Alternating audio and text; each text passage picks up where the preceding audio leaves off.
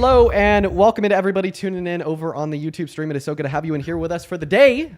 Today, we are going to go ahead and spend our time talking to people that still support the current president, Mr. Trump, somehow. And in fact, we already have our very first guest of the day loaded in. Their name is Cool. At least that's what we're going to call them. There are 23 and they're MAGA. Playboy, I appreciate you for that galaxy. If you want to take it away and tell us why you support Trump, you got my ears. Yeah, he's the best president to ever exist. Okay, is this rage bait? No. No, this is not rage bait?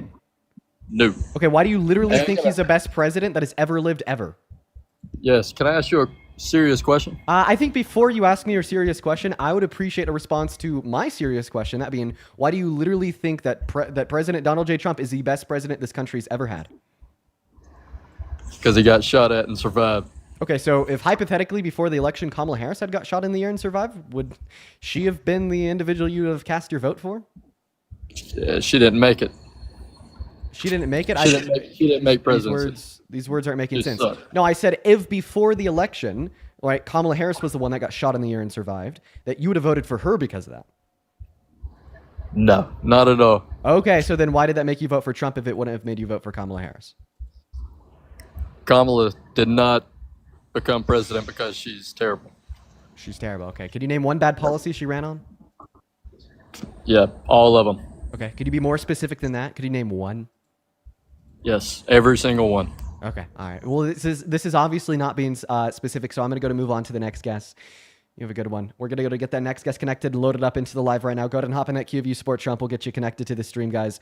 Only looking for Trump supporters that are like willing to have like somewhat of a coherent discussion. Like, I don't know, very obviously a troll.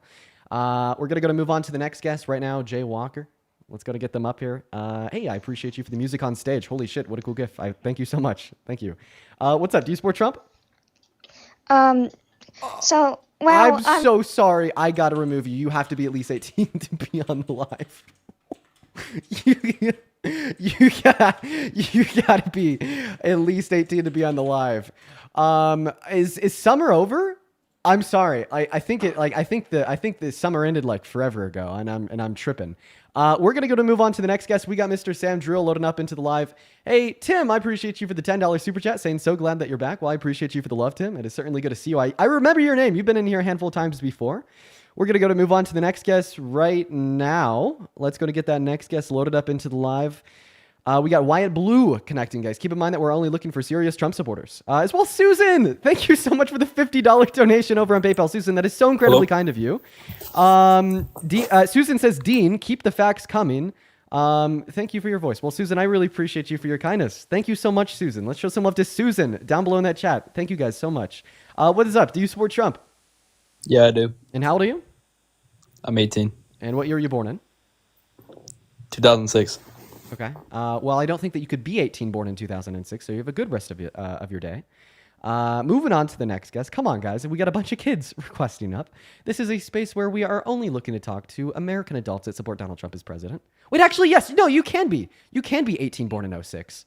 No. That's me. Holy shit. I'm so terrible at math. I need to quit my job right now. Holy fuck. Yes. You could be 18 born in 06 if you were born like after September 16th of 2006. Yo, for that last guess, hop back in that queue, dude. That is like the fourth time I've made that mistake. People continue to come up here, tell me that they're 18 born in 2006, and I continue to kick them, even though the maths, just because it is hard for me to believe that you could be 18 born in 06. I continue to do that. Somebody can make a compilation of me doing that like 5 times in the last 3 weeks. What's up? Do you support Trump? What's up, Dean, bro? I support Trump over Kamala for sure. Kamala? And I'm sorry, my bad. But No worries. I'm 19. You're 19. Do you mind if I ask you a question? Yeah, of course. Okay. Can you give an argument for the idea that if Kamala Harris was elected last November, nearly a year ago, that our country would be worse off today? Honestly, I feel like the country would be the exact same because Trump and Kamala, they're literally doing nothing for our nation. Israel owns us. Her You know that, right? Her name is Kamala. You know Israel runs our government, right? You know that. You So have to know that, dude. when you say That's Israel bro. runs our government, I could agree that things like AIPAC have a great influence over a congressman and women. Yes, bro. However, Every would politician you allow is me? paid for. Would you allow me to finish? Yeah, my bad. Okay, so if you're just saying that AIPAC has like a great influence over American politicians, you're right. All right, a lot of them are influenced by AIPAC. However, right, to attempt to argue that if Kamala Harris was elected last November, that our country would be no different today is just significantly incorrect. Like, for instance, if Kamala Harris was elected, she wouldn't have passed the big, beautiful bill that took healthcare away from 10 million low-income Americans or increased the price of the premiums by 75% for everybody else that's on Medicaid. I mean, there's one point, right? Is that clear? So do you think you think that the House and the Senate would have let her pass bills like that, even though it was straight Republican?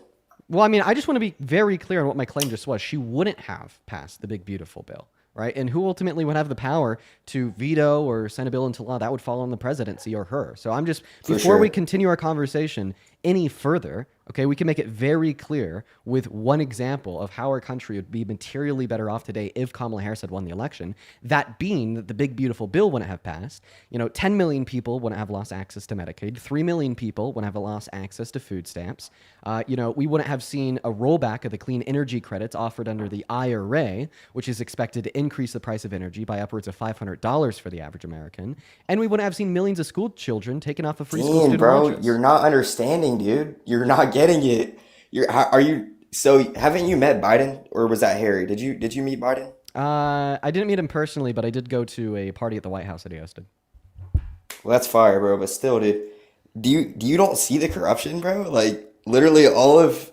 Okay, well, it seems like you're not responding to my point here. If you want to tell me that like Democrats are also shills for Israel, like you're right. I think that the DNC It's both parties, bro. I think that the DNC owned by Israel. I think that the DNC has a lot of problems, and I think that their support for the state of Israel is one of them, and that's one of the notable things that I disagree with the party on. However, if you want to suggest that they're identical in their support for Israel, now that's false. I mean, I could guarantee. Can I ask you a question, Dean? You weren't even listening to what I was saying. No, my bad. No, I was listening. My bad. I didn't mean to interrupt you. All right. Well, could you respond to the last thing that I said? Once again, you did not give me a response to my claim, and I'd like it if you could. Yeah, can you repeat it, please? Just you said that the country would be the same today if Kamala Harris was elected. I gave you one clear and succinct difference of how our country would be materially better today if Kamala Harris was elected. That being the big, beautiful bill not passing. So, like, the big, beautiful bill, it also had some bad things, but it had some good things in it, too. Like the no tax on tip and no tax on overtime. And Kamala, I'm sorry, she was running with that idea also. So there would have been no difference there because, she wanted that passed, bro. So the Center on Budget and Policy Priorities tells us that although for sure for the next 2 years, you will be able to write off your tips up to $12,000 in taxes and get that back at the end of the year, that ultimately speaking, if you make at or under $51,000 per year, you're going to be hurt more than you're going to be helped. And that's coming from a comprehensive study done by the Center on Budget and Policy Priorities, right? So although you might be able to identify a few small things in the bill that will like serve as a minimal pro to some, overwhelmingly, the total impact of the bill is going to be a net negative for the average American and everybody below them. For sure, bro. I respect Kamala. I respect the Democrat. I respect you, actually. But I don't think your vote really matters, bro. Like, I don't think none of this stuff is working, bro. Israel owns us. So you didn't really want to come up here and have a conversation with me about your claim. You want to talk about Israel, right? You didn't want to debate on like why Trump is a good president or not. For sure, bro. For sure. Right. So then you're not here to follow like the prompt of the live. So are you gonna kick me out because Israel? Well, I mean, I'm gonna kick you out because I'm looking for people to tell us why you support Trump. Now, like, I want to make it clear, like, I don't support Israel. And I think that Israel has influence over a lot of American politicians, both on the left and the right. There's only like a very few amount of congressmen and women in America right now that are publicly outspoken against the heinous things that the state of Israel is doing. Right. However, right, the purpose of this live is to have people come up here and tell us why they support Trump. Let's go to move on to the next guest. Hop in that queue of You Support Trump. We'll get you loaded into the live. Keep in mind, guys, that we are only looking to talk to American adults that support Donald Trump as president. And we're going to get them loaded in right now. We got Pip loading into the box. Hey, Riley, thank you for the $5 over on Super Chat saying welcome back. Good to see you, Riley. I did not mean to record 5 minutes so much, dude. No worries. You have a great rest of your day. However, I got to kick you. Amanda with the $5 as well on Super Chat saying welcome back. Good to see you, Amanda. Thank you guys for being here. Okay, we're going to move on to the next guest right now. Once again, please only hop in that queue if you support Trump as president. Still yet to have our very first debate of the day. Oh my God. Okay, there's a handful of people I'd like to thank here. First and foremost, Wanda, thank you so much for the $10 over on PayPal for taking ownership recently and being willing to fight the good fight. Well, Wanda, I really appreciate you for the $10. That is incredibly kind of you. As well as Kendra, Kendra with the $10 saying, "What's good, Dean? Thank you for not giving up on what you do. You and Parker have educated me so much." Well, thank you so much for the love, Kendra. That is incredibly, incredibly kind of you. What's going on? Do you support Trump? I do. Okay, and how old are you? I'm 18. Okay, and what year were you born in? 2006. Okay, your bio literally says that you're 17.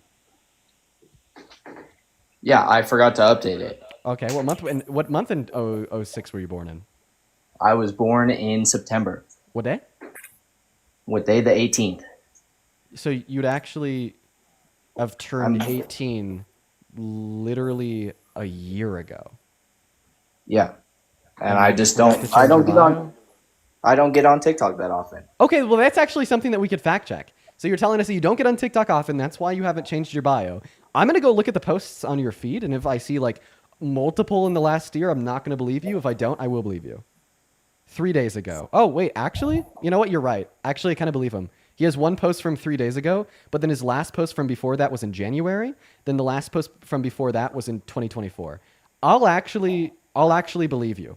I'll believe you for now. Why do you support Trump?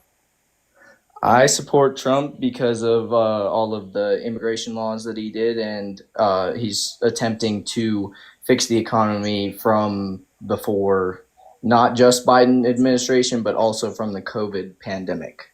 Okay, so let's start with the first one. What is one immigration law Donald Trump has implemented that you're a fan of? I can't really name one specifically, but I just like all of the action that ICE is taking. So you're a fan of the mass deportation?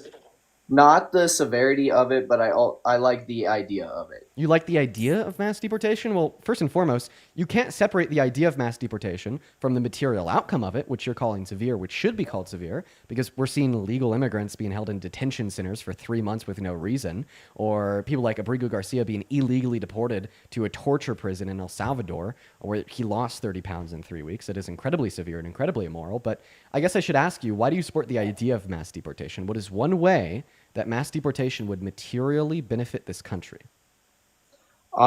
Based off of the events that were happening when there was mass immigration, illegal immigration, on how they were taking resources from sanctuary cities, and it was greatly degrading the quality of life for citizens of the United States, and also putting cities into bankruptcy because of the resources they were taking up. Okay, so this is misinformation. Did you know that? Do you have proof of this? I that do. It is missing. I do have proof of this. I do. First and foremost, how much in taxes do undocumented immigrants pay per year? None. None. Well, that's actually false. Once again, the IRS, as well as the I about said ITIN. I forget the name of the committee. I'll have to forget that. Anyways, the IRS tells us that undocumented immigrants pay $100 billion per year in taxes on the federal, state, and local level through the use of ITINs. Yeah, and guess what? They pay more in and they receive less proportionate to U.S. citizens because when they pay taxes, point number one, they can't file for a tax return at the end of the year. And point number two, they cannot claim most benefits that citizens can. Like, think of all those federal benefits. Think about Medicaid, Medicare, Social Security. Think about Section 8 food stamps, all on the federal level. They cannot claim any of those, as you have to be a lawful resident or citizen of this country in order to claim federal benefits. And point number three, undocumented immigrants are more likely to actively participate in the American labor force than citizens, since more of them are of working age. And that's why the American Immigration Council tells us that they contribute $1.1 trillion through $1.7 trillion to the GDP per year. So how are you going to sit here and tell me that they're draining resources and materially making the lives of citizens worse when they disproportionately pay more taxes, receive less benefits, and contribute close to $2 trillion to our GDP per year? I'm not really saying that all immigrants do this, but I am saying that there are a select few that do drain and that do take resources and that do cause problems, and that overpowers the mass of the ones that do participate and do help out with the workforce and taxes and all of that sort of thing, Okay. such as Okay. MS-13. So then please. Oh, go ahead. I about cut you off there to ask you a question about your view, but I think you're just going to simply dig yourself a deeper grave with this next point. So take it away. Such as the members of the MS-13 gangs and the other illegal immigrants that are causing So would you say that crime. undocumented immigrants are like more likely to like contribute and No. like, cause like violent crime and No, whatnot? I'm not saying that they are more likely to at all. So, I'm so saying what's the claim? I'm just confused on what the claim is here. I'm claiming that there are good and bad mixed with that, but the bad outweighs the good in some And situations. what metric does the bad outweigh the good that you think justifies mass removal of all undocumented immigrants? Can you be clear? The mass deportations is not the way to go about it, but the deportations in more of a controlled manner would be better. Wait, if a mass deportation is not the way to go about it, that just means that you think it's a bad thing. And if you think it's a bad thing, then you wouldn't support the fact that Trump is doing that. It is not the perfect way to do it, but it is what is being done, and I do not completely disagree with it. Okay, what is one way that mass deportation will materially benefit America? It will remove those who are doing wrong and who are criminals, but also it does remove the Okay, so do you ones think it's that going to are like not reduce the causing overall level of crime? In a sense, yes. Okay, well, that's also false. So not only are undocumented immigrants 2.5 times less likely to commit violent crimes compared to citizens, but when we do a mass deportation, it has those very devastating economic effects that we've already gone over. And when we're destabilizing our producers by firing 8.3 million of their workers, we're reducing our GDP growth by, once again, firing 8.3 million of our workers and, deporting 11 million of our consumers. What happens is the economy is destabilized as a whole and levels of poverty increase in the country. And poverty is a big root cause of crime. So with an increase in poverty, we should expect to see an increase in crime. So in other words, we would expect mass deportation to increase crime. And not to mention, if you take such a big issue with crime, then why do you support a 34-count felon adjudicated rapist as president? There's no convicted case of this, though. Yes, there is. He was convicted of 34 felonies in a New York court 2 years ago, and he was held civilly liable for rape in a civil court in 2023. In a civil court, that was not a criminal court case. That was more of a civil suit case. Right. So civil courts are different from criminal courts. You're not really telling us why you don't believe the outcome of it. I mean, we still had a unanimous jury of 9 conclude that yes, indeed, Donald Trump did rape E. Jean Carroll. But at the same time, there are false allegations that can be wrongfully committed or wrongfully accused, and you can be wrongfully. I'm struggling with the word. No, I hear you. You're saying that rape allegations can be false. Therefore, this specific one was false with no further reason. This is like saying the government can lie to us. So therefore, like Bush did in 9/11, and that was an inside job that they covered up. This is like saying science can be wrong. Therefore, all science in which is indicated that the Earth is round is wrong and the Earth is flat. It's just it's conspiratorial breeding logic that also happens to be upholding rape culture in this country. So do you have any reason why you specifically reject the outcome of this civil court? And by the way, everyone in my chat is spamming under 18. I chose to believe you, right? Because you told me that you are 18 and that you just haven't been on TikTok for a long time. If I was wrong in believing you, can you just be honest? Are you actually 18? I am actually 18. Well, it looks like he left. So it looks like he wasn't actually 18. I didn't kick him. He left. So we're going to move on to the next guest. Chat, you were right. I was wrong. Let's go to get that next guest loaded up into the live. Go ahead and hop in that queue of You Support Trump. We'll get you connected. Right now, keep in mind that we are specifically only looking to talk to people that do indeed support Trump as president. Let's go and get that next guest loaded in here right now, everybody. Let's go and get that next guest loaded in here right now. In the meantime, Lori, thank you so much for the $50 super chat over on YouTube. That is incredibly kind of you, Lori. Lori, thank you so much. That is a lot of money. Holy fuck. Lori with a $50 on super chat says, "Hey, Dean, so glad to see you back. Listening to your live makes long work days so much easier. Thank you for sharing your knowledge and incredible debate skills." Lori, that is incredibly kind of you. Thank you so much for being here. I appreciate you for tuning into the live and I hope that you're having a good day. If y'all could show some love to Lori, it mean the world to me. Alongside Cody, thank you for the $10 on Super Chat. saying, I appreciate what you're doing, Dean. I feel more informed and educated because of the work that you do. That is literally the goal of the stream, Cody. I couldn't be happier to hear that. Thank you so much for the love. What is up? Do you support Trump? Yes. Okay, and how old are you? I'm 18. Oh, everyone here is 18. I don't know. What year were you born in? 2006, And what is your birthday? October 11th. Okay. Let me check out your account. Okay, I'll believe you. Let me thank two more people here, then I'll go ahead and pass the mic off to you. There's been a lot of donations coming in that I haven't been reading off just because I was debating that last guy. Just know that I really appreciate you guys. Like Andrew, thank you so much for the $25 donation on Venmo. That is incredibly kind of you, Andrew. Andrew says, welcome back, Dean. I miss hearing you destroy the MAGA fools. Well, I appreciate you for that love, Andrew. That is incredibly kind of you. As well as Kaylee. Thank you so much for the $35 over on Venmo from 10 minutes ago, saying you've educated me so much. Thank you for continuing to go live. Well, I appreciate you for being here. And once again, thank you so much for the $35 donation, Kaylee. That is fucking nuts. Andrew and Kaylee, you guys are awesome. As well as Kimberly, thank you so much for the $20 on Venmo, saying, hey, Dean, I'm glad to see you today. Please remind people that you experienced your own gun violence trauma in June. Well, that is kind of true. But Kimberly, I appreciate you for the $20 on Venmo. And Melissa with the $10 on Venmo as well. Thank you so much for the love, Melissa. That is incredibly kind of you.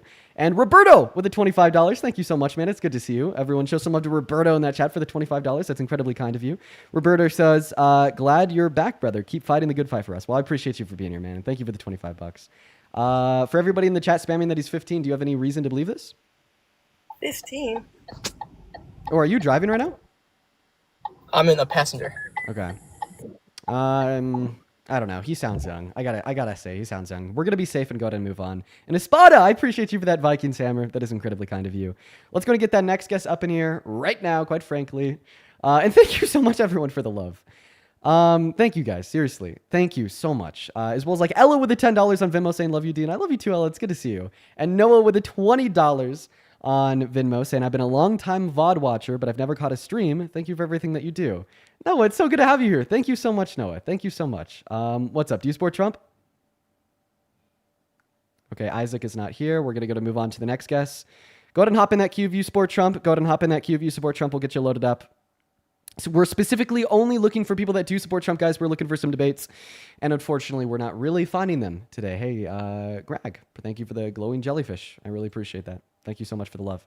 All right, we're going to go to get that next guest connected into the live right now, guys. Go ahead and put a Trump with your age down below in that comment section if you would like to join. As we are specifically looking for Trump supporters. And honestly, quite frankly, right now, I'm not having too good a luck with a queue.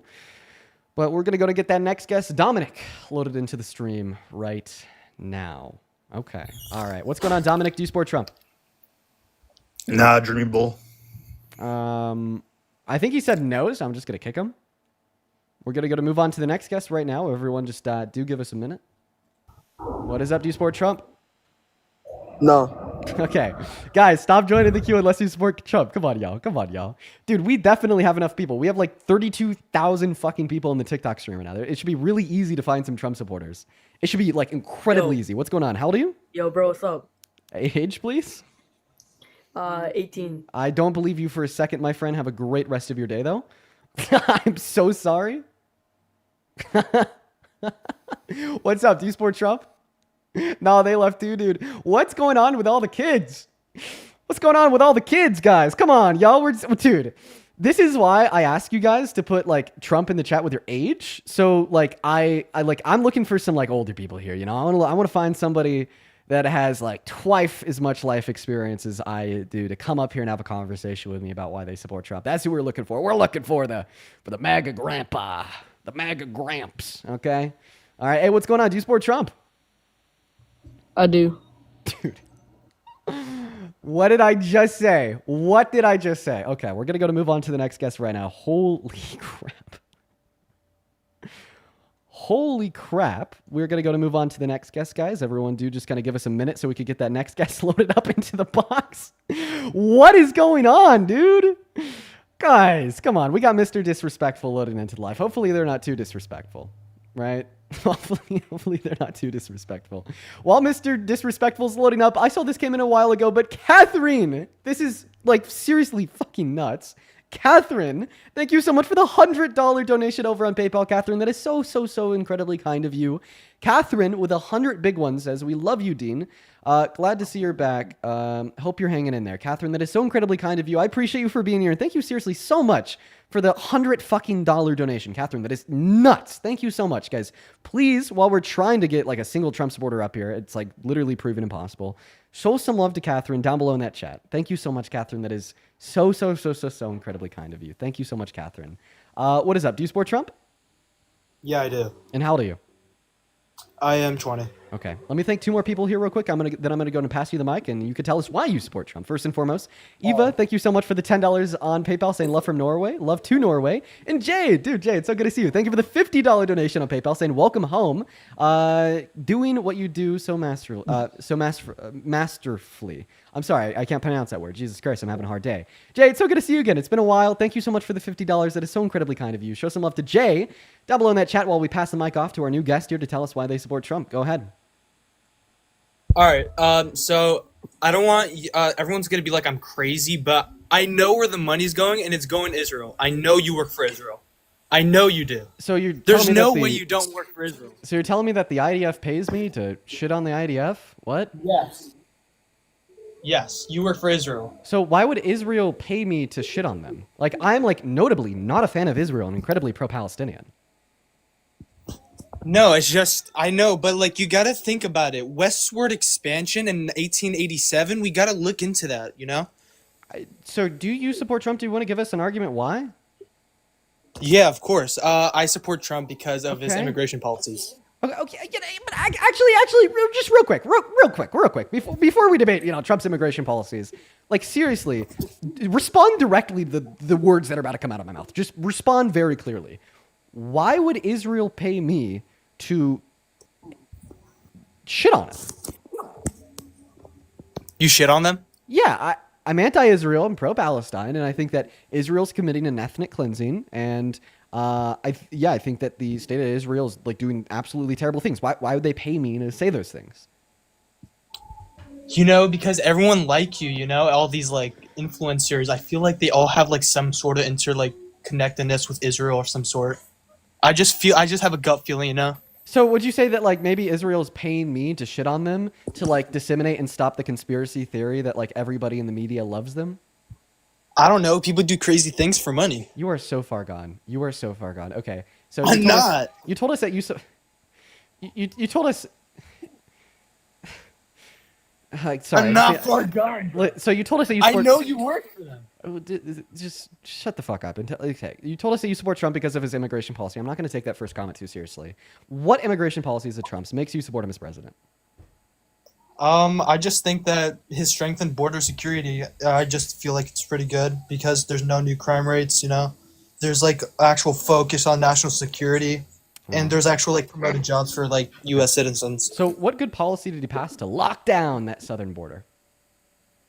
I feel like I think what's it called? I'm not sure off the top of my head. Remain in Mexico or like I forgot. Oh yeah. Well, what does the Remain in Mexico policy do? What? What does the Remain in Mexico policy do? You're breaking up. I'm not breaking up. You have perfect connection. What does the Remain in Mexico policy do? I feel the Remain in Mexico policy, like instead of being allowed to wait inside the U.S., right? Like certain immigrants who like cross the southern border are like sent back to Mexico. Until they like. Those certain immigrants would be legal immigrants. They would be asylum seekers. Wow. Okay. So when you're telling me that he locked down the southern border and prevented undocumented entry by making legal immigrants who entered into this country with documentation wait and remain in another country is completely incoherent, right? So if you don't know, just tell me that. If you don't know, just tell me that.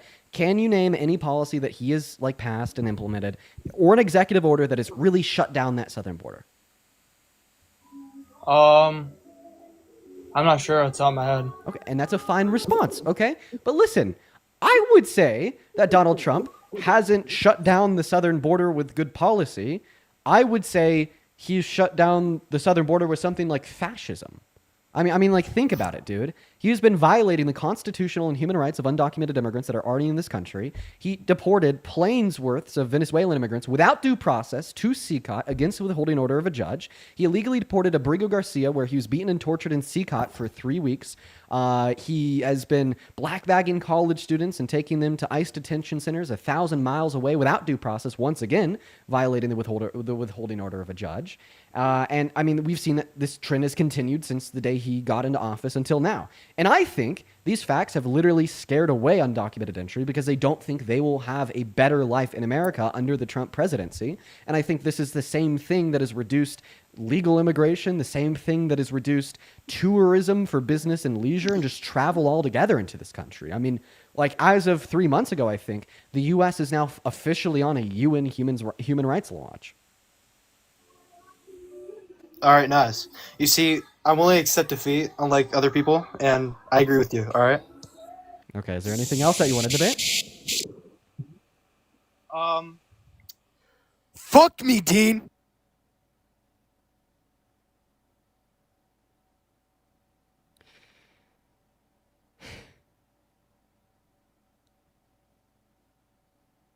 We're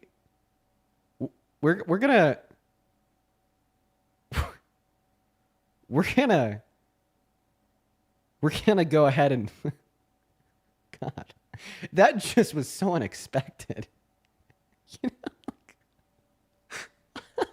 I hear some shit on these lives, okay? But I'm usually like expecting it. That was so unexpected.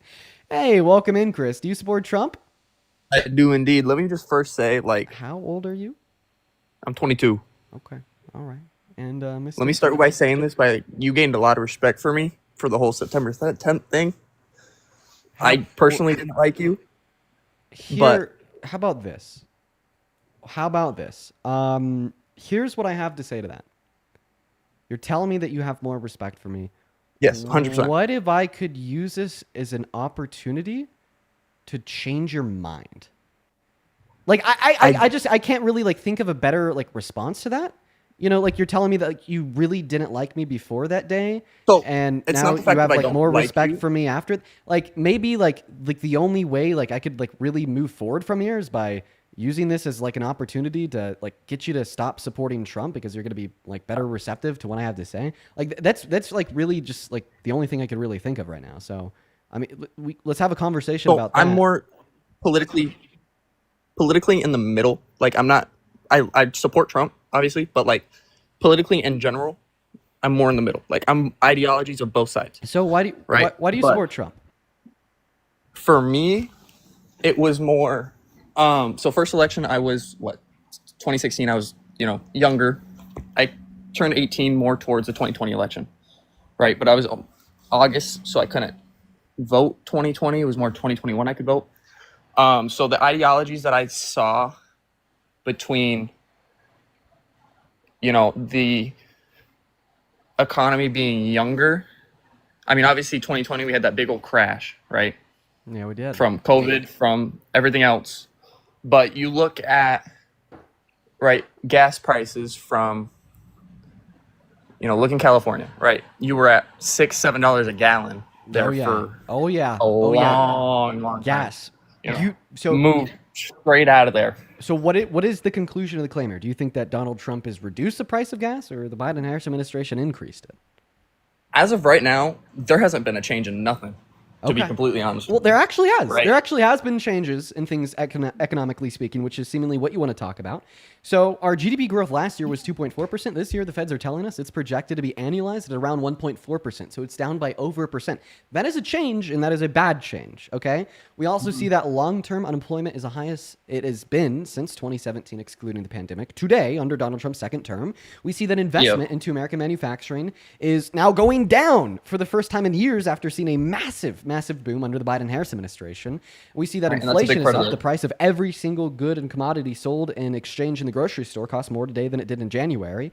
And these are all like very bad economic indicators. Now, even though like seemingly every macroeconomic variable has gotten worse in the last 8.5 months, why do you still support Trump as president?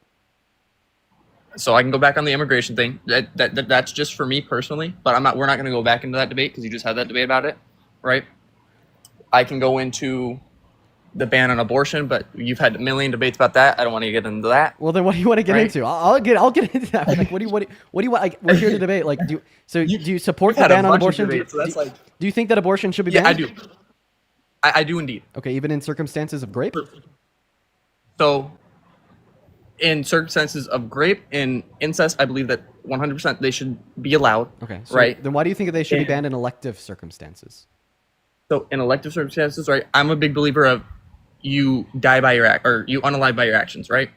You live by what you do. So, if I were to go out right now and knowingly have unprotected intercourse with somebody, right? I need to live by my actions and I need to live by my consequences. Yeah. Okay, I hear you. You're basically just saying that because pregnancy can be a natural consequence of sex. If you engage in sex and you get pregnant, you got to deal with it. Yes, pretty much. Okay. Lung cancer can be a natural consequence of smoking cigarettes. If I smoke a cigarette and get lung cancer, should I be forced to deal with it, or should I be able to go to the hospital and pay for chemotherapy to kill the life of the lung cancer? Right, but you know the risk of lung cancer. Right, exactly. Or I you know smoked the a risk of cigarette lung- knowing and acknowledging the risk of lung cancer being caused by smoking that cigarette, yet I still chose to smoke that cigarette and I got lung cancer. Should I be forced to deal with that lung cancer and die, possibly? Or should I be able to go to the hospital and seek chemotherapy and medical health help to kill the cancer growing in my lungs? Right, but is chemotherapy 100%? I'm confused of what you're saying now. Does that have a 100% success rate of killing or unaliving your cancer? Of working? I mean, I don't know. I'm not a medical health professional, but what I will say is I don't think it's relevant. Like, all that I'm asking you here is if I should be able to go to a doctor and seek treatment to hopefully kill the lung cancer, or should I have to deal with the natural consequences of the action as you priorly suggested? Okay, do you see the difference here, though? Is that one's a life, right? In my eyes, right? We're going to have different views on that. Oh, and I respect that 100%. We can have different views on that, right? But one's a life and one's saving a life, right? Okay. Well, I think what you're telling me is that you just think that the life of the fetus is valuable and you don't think the life of the cancer is valuable. So this is a completely separate and decoupled argument away from the fact that you said that individuals should just have to deal with the natural consequences of their actions, but that's fine. We can move on to that. I just simply ask you now, why do you think that the life of the fetus is valuable? Life in general is valuable. Whether it's life of a fetus, life of a plant, life of whatever is living is life. Okay, right? well, That you're is the saying, way. like, whatever is living is life and all life is valuable. Are you a vegan? I'm not. No. Okay, well, no. I mean, isn't that kind of contradictory to the view? No, because God put animals on earth to be ate. Okay, so would you say that the life of the fetus is valuable because you're a Christian and you think the Bible tells you so? I do indeed. So in other words, you're basically telling me that you think that abortion should be illegal because it's a sin. In a way, yes. However, like I said, in ideologies of grape, of incest, of, if the mother is going to die or unalive by the fact of having this baby and you have to pick between the mother and the baby, you pick the mother. Okay. All right. Well, I just checked everyone in the chat. Do you see what everyone in the chat is spamming? I do, I guess. Yeah. I mean, I just went and checked it out. I don't even know if I could say that on TikTok Live. It's just a repost where you're calling women HWORES and talking about becoming an alcoholic. Yeah. Is that Christian? No. Not 100. No. So that's a sin? I'm on my journey back to God at this point. Wait. I'm on my journey back. Actually, so it's a sin to call women WHORES the same way you said it's a sin to get an abortion. In the New Testament, have you ever read Romans? I'm finding my way back. I'm rereading the Bible currently. So Romans tells us that Romans tells us that all sins fall short of the glory of God. And honestly, the most typical non-denominational, non-Catholic, non-Orthodox interpretation of that would be that all sins are identical in the eyes of God outside of blasphemy. Do you believe that? Yeah, I'll agree with you. Okay, so if all sins are identical in the eyes of God, and you think that abortion being a sin is what would justify it being illegal because of how wrong it is, and the sin of you calling women WHORES is identically as wrong as that sin, would you say it should be illegal for you to call women WHORES and you should go to jail or be punished the same way you think individuals who get an abortion should go to jail or be punished? Unfortunately, we have the freedom of speech. You're right. We have the freedom of, we can pretty much say what we want. in the eyes of God, should I have said it? Should I have reposted that? Should I have done what I did? No, 100% not. Okay, well then you're just Right. telling us that what the eyes of God thinks is wrong is not what should dictate our legislation, meaning that you don't merely No, have an because argument for the you can idea that also- abortion should be illegal because the eyes of God thinks that it's wrong. However, Right, but you can repent. You can repent on your sins, correct? Right. Yeah, You can say- in accordance with that's- Christian that's theology, what- you could repent for your sins. Yes. You could repent for your sins outside of blasphemy. That's unforgivable. Okay, I mean, understandable. Like I said. Right, but you know, I think my point was clear there. Like you agreed that all sins are viewed identically in the eyes of God outside of blasphemy, Yes. following under Christian theology. Meaning, if you think that one sin should be illegal because of how wrong it is, and all sins are identically wrong, this would mean that you think all sins should be illegal, right? Yes. No, and like I said, with Wait, me, if you don't think that all sins should be illegal, then how could you differentiate between that? Like, can you give like a argument to justify a logical argument to justify that the sin of abortion should be illegal, but like the sin of lying to your child, telling them that Santa Claus exists, shouldn't be illegal? No, to be honest with you, no, I can't. Okay, and that would be a logical incoherence. So we shouldn't use logically incoherent thought processes to justify voting for legislation that ultimately infringes upon the access to health care of 66 million American women and girls. I'll give you that.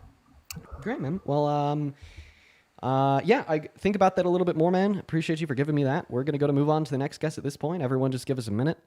Let's go to get that next guest loaded up into the box right now. Go ahead and hop in that QView Sport Trump and we'll get you connected. Everyone do be patient. Let's go and get that next guest, Danny, up in here right now. Hey, Dr. Allison, thank you so much for the $20 over on YouTube Super Chat. Dr. Allison, I just read your message there to myself. Thank you so much for your words, and I hope you have a good rest of the day. Show some love to Dr. Allison down below in that chat for the $20, as well as thank you so much to, let's see here, give me a second. Thank you for the motorcycle over on TikTok. Hey, what's going on? Do you sport Trump? Yes. Okay, and how old are you? 23. 23. Are you ultra MAGA? Not really. No, okay. Well, let me thank a couple people, then I'll happily hop into the debate with you. I'm going to catch up here for a little bit. Anastasia, thank you so much for the $50 over on Venmo from 17 minutes ago. Thank you so much for the love, Anastasia. Anastasia says, welcome back. I miss listening to you debate. And I hope Parker is doing okay too. You know what? I actually did already read that one off. I do believe. But Anastasia, thank you so much for the $50. That is incredibly kind of you, as well as Paula right after Anastasia 17 minutes ago with a $50 donation over on Venmo as well. Thank you so much, you two. That is like fucking insane. Show some love to Anastasia and Paula down below in that chat, as well as Caitlin. Thank you so much for the $25 over on Venmo. Saying, I've never been able to catch you live, and I love your content. I learned so much from you. Please never stop. Well, Caitlin, I appreciate you for the $25. That is incredibly kind of you. Thank you so much. As well as Zach with the $5, Brooke with a 10, Gabe with a 7. Simon, thank you so much for the $25. I really appreciate you for the love, man, but your message is a little weird. Simon with a $25 says, I'm going to lick you, Dean. Simon, I am going to need you to calm down, my friend. Caroline, thank you so much for the $10 over on Venmo, saying I appreciated your accountability and apology and clarification stream yesterday. It seemed genuine. Caroline, it was. Thank you for the $10. It is incredibly kind of you, as well as Jennifer with the $10 saying, so glad that you're back, been worried about you. Continue the good fight. Thank you, Jennifer. Amy with the $10. Thank you so much for the love. And then Maya and Kevin with the 5 and the 3. I appreciate you guys for the love over on Venmo. Show some love to our donors down below. Danny, go ahead and take it away. Tell us why you support Trump as president. Hey, so first off, thanks for having me on. Your prompt, you say, how do you still support Trump? That kind of implies something happened for, hey, why do you still support Trump? So can you really give me a little examples of why would you imply the still that you're saying? Why someone would still support Trump? What is it? I think that you ask a great question. Yes. The framing of the question on top of my head, how do you still support Trump, is intentional and is purposeful because there has been crazy fucking shit Trump has done that should have served as a red line. Let's go ahead and hop into them. First and foremost, he was held civilly liable for raping a woman. That should be a red line. Second of all, he boasted about perving on the naked bodies of teens and grown adult women unconsensually on Howard Stern's radio show in 2005. That should have been a red line. I'm sorry, I don't mean to interrupt you, but I like to note take these stuff. Okay. So when I respond, I want to make sure I get it accurately. So is that okay? Yeah, I'm confused. What are you asking for? I'm notating what you say. So you just want me to like slow down a little bit? Yeah, sure, that's fine. Yeah. Third of all, I mean, he passed the big beautiful bill that kicked 10 million people off of healthcare, and 3 million people off of food stamps by defunding Medicaid by $900 billion and setting brand new work requirements, then defunding SNAP by $156 billion. Fourth of all, I mean, he sent a letter to Epstein depicting the body of a naked woman, and like some eyes, the body of a naked teen, with a statement, "May every new day be another wonderful secret." In fact, we had that letter released. They said a lot of other weird, gross shit too. Fourth of all, I mean, you know, seemingly a lot of Republicans really care about fiscal conservatism, saving our money. In the last 100 days, he's signed over $5 trillion worth of debt-related spending into law. You know, I mean, there's like plenty of things that we could go through here. Right, so let's just start with the first two. You mentioned he's the grifter and the Epstein stuff. Is that about accurate? No, I mentioned that he'd boast about perving on the naked bodies of teens and naked bodies of adult women on the Howard Stern podcast in 2005, and then he was held civilly liable for rape. Those were my first 2 points. All right, boasted about. All right, I'll be honest. The boasted about teen thing, I've never actually heard that in my life. Would you like to hear it? Yeah, let's get a little context about that first. Yeah, for sure. Give me 3 seconds here to get the clip playing. Everyone, just do be patient. As conflict? yes. I don't see it as a conflict. It could be a conflict of interest, but you know, it's the kind of thing you worry about later. Oh, I see. You tend to think about the conflict a little bit later on. The question is, how can it not be construed? No, I mean, some of these foreign girls, you know, Mr. Trump, in my country, we say hello with vagina. And, Well, you could also say, as the owner of the pageant, it's your obligation to do that. So you have done that. Now, I'll tell you the funniest is that I'll go backstage before a show. Yes. And everyone's getting dressed and ready and everything else. And, you know, no men are anywhere.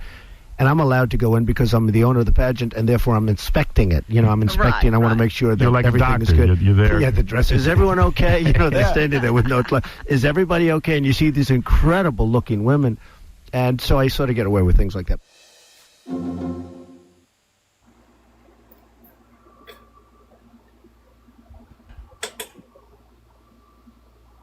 Yeah, oh, okay. I definitely heard girls there, and then I heard women. Yeah, we had, I think, 4 or 5 of the teens at Miss Teen USA come out and say that he did this to them. In fact, we've even had one of them, who's now, of course, a woman, about 20 or 30 years later. Her name's Victoria. She's personally joined the stream and spoken about this happening to her. Yeah, I'm gonna eat that. I did not know about that. Based on this clip, even if I gave it context, I don't think that's something I could really disagree with. That's a little crazy to me. I'll concede that. But what was your other points you mentioned about Trump? That he's held civilly liable for grape. Unanimous jury of 9 determined that he raped a woman. All right. I think that's a fair point, but this is my response to that. We know that we had about, I believe it was 80 million people that did not vote, right? So we have 80 million people that didn't vote. Before my next claim, let me just verify that. Wait.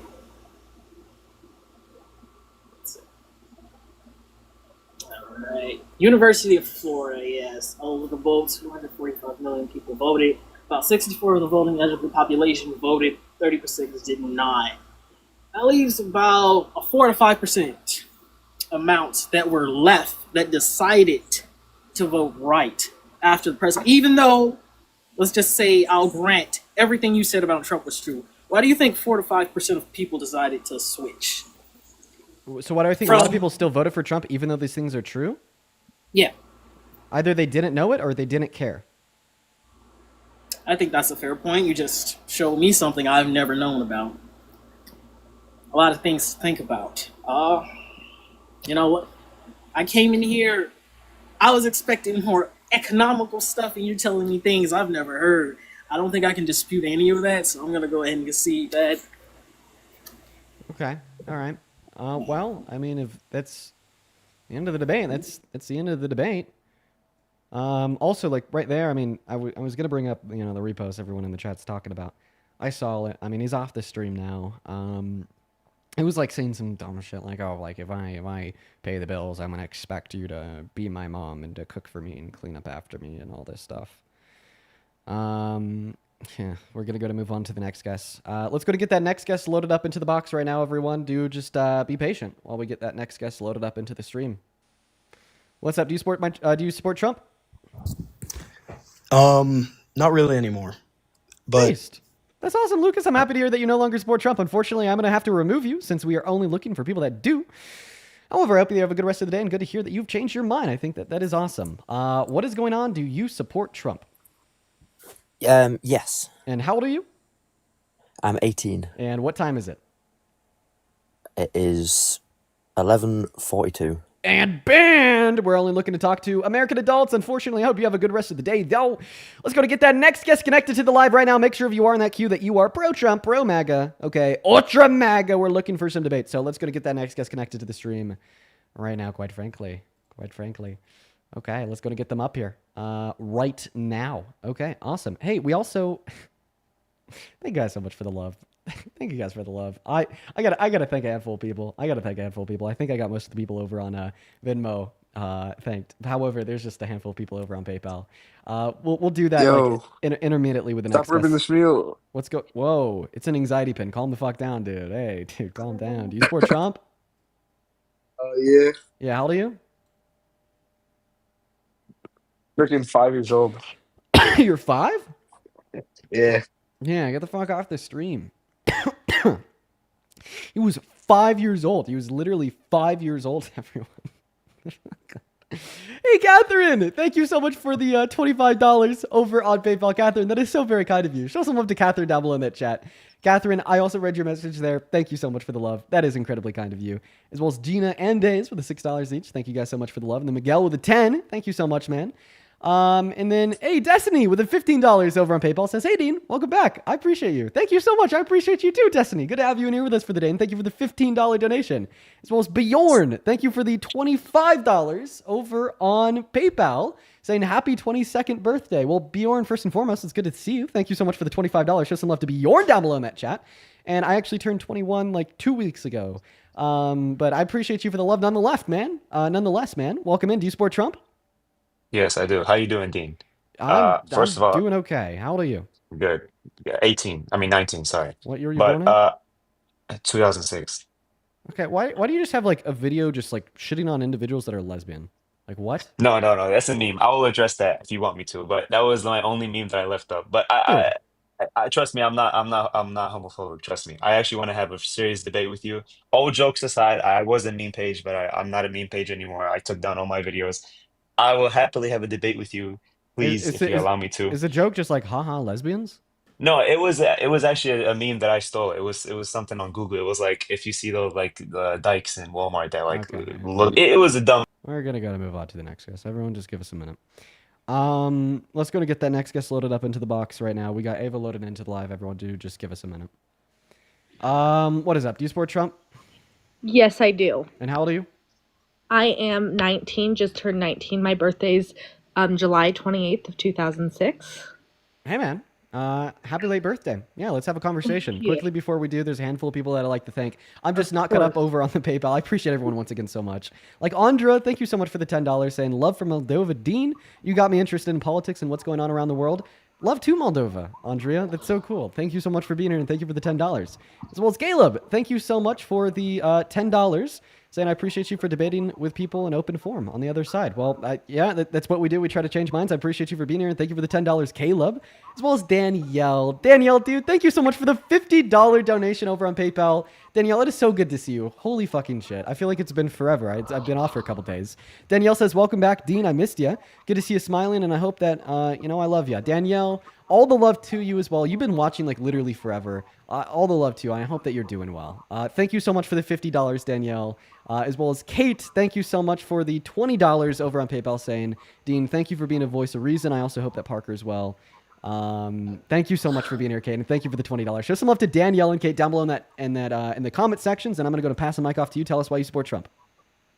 So I want to start with the big, beautiful bill you were just talking about. I do want to rebuke something that you said earlier. So you said that illegal immigrants don't receive medical benefits, which in my state it's different. I don't know about every state. I'm a SNAP-in eligibility technician for SNAP and Medicaid, so that's why I'm coming on here. So in Colorado, where I live, we have something called the bill it's cover all Colorado residents. So all illegal immigrants have access to Medicaid in my state. I don't know about other states, so I couldn't ask you about that, but specifically in Colorado, we do use our tax-paying dollars to cover illegal residents, Colorado residents. And so that's where I'm coming from in this. And I want to address specifically the work requirement. Guess where I live? Do you live in Colorado as well? I do live in Colorado as well. Oh. And guess what? Yes, there is state systems that offer benefits to undocumented immigrants. However, they're state systems. They're not federal systems. My claim was that undocumented immigrants are not do not qualify and are not eligible for any federal systems of benefits. That is true, right? But yeah, I mean, like I said, I'm a Colorado. I live in Colorado. I paid taxes last year in Colorado, and I'm honestly happy that my taxes go to like helping people. It's very preferable to them going to like paying for bombs that are being dropped on Palestinians, and that's my thought. Now, if you want to talk about federal Medicaid and Medicare, which undocumented immigrants do not qualify for, do you agree or disagree with the work requirement? I agree with the work requirement, and I'm going to tell you why, because of what I see working, like, I guess, hands-on with this kind of stuff. So we have work requirement exemptions for people who are fresh out of prison. We have for homeless people, and it is proven in all states that I think it was only 25% of the people who claim to be homeless are actually homeless in like all over the world. So here's what where I'm coming from. I think that work requirements need to be stricter because we do encourage people to be lazy and not work. We do have an amazing program called Employment First that helps people find jobs. And if they comply with that, they do receive benefits. And so my stance, go ahead, I'm sorry. So I think that it is totally acceptable for our government to have policy to incentivize employment for people that can work. Okay?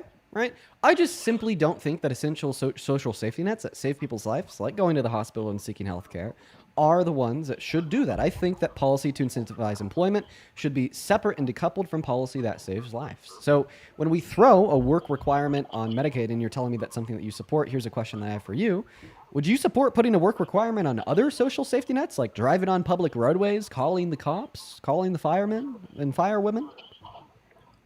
So I guess to me it's different and let me just explain, because for medical assistance, we do offer, and all states offer this, and it is going down because of the big beautiful bill, is retro months to cover past bills in hardship times. I don't know if you're familiar with retro. I'm just familiar with it because I work one-on-one with, I work one. I'm not familiar with it. However, I don't think that this answers my question, right? In a nutshell, like my question was simple. You're telling us that you do support social safety nets on essential social services that save lives, like going to the hospital.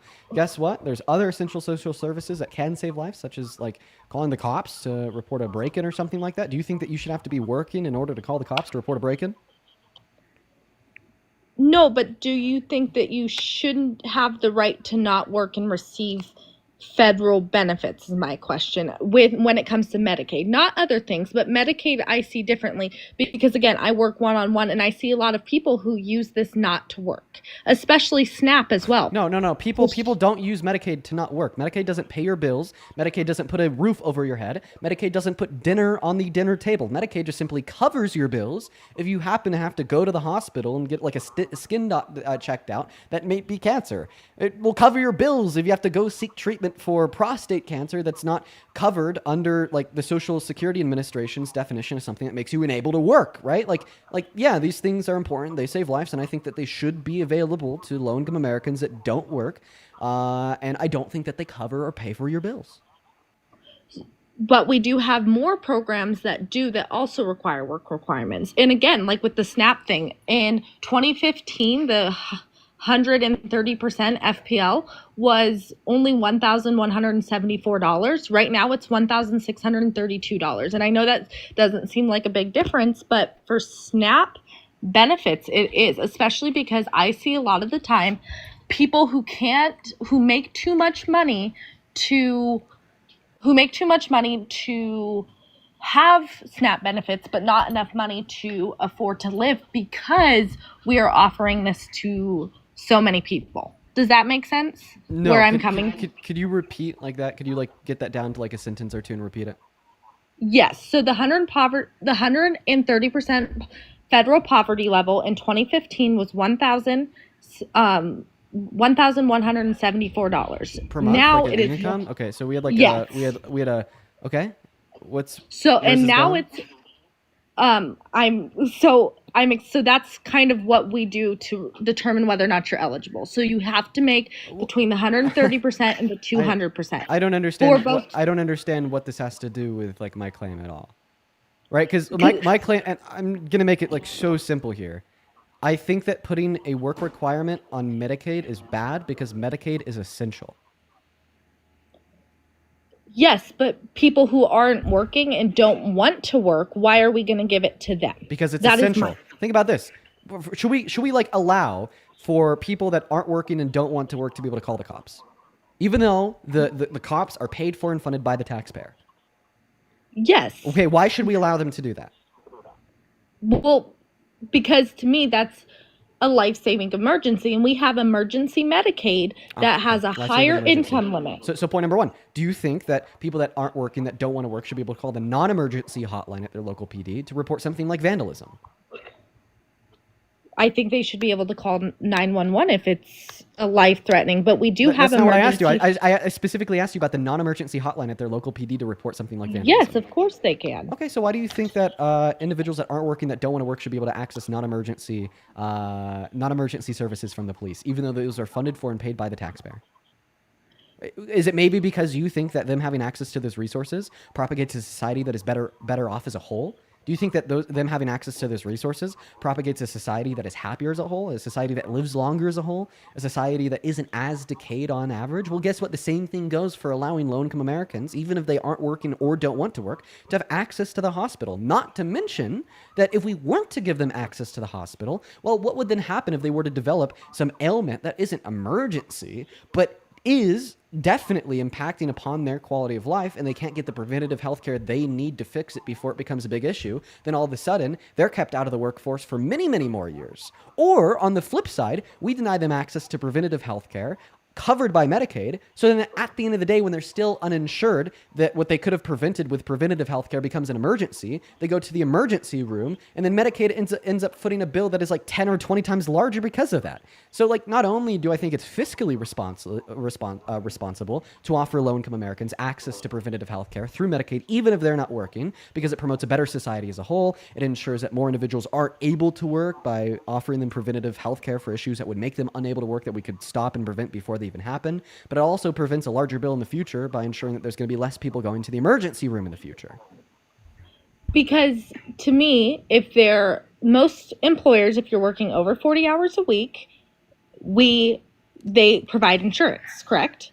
It's law. You have to pay insurance. So to me, how I see it, and I know that we view a lot differently. I have a lot of respect for you because you debate and you teach, and I really do appreciate that. But to me, I work really hard, and I have kidney disease. I have lupus, and I still go to work and I still get my insurance. But I see a lot of people now not working to get their insurance. And if they can't, we have a physically and mentally unfit for employment. Okay. With all due respect, ma'am, you're just simply not responding to the points that I gave you, and I don't feel like this debate is being furthered in a productive, positive direction.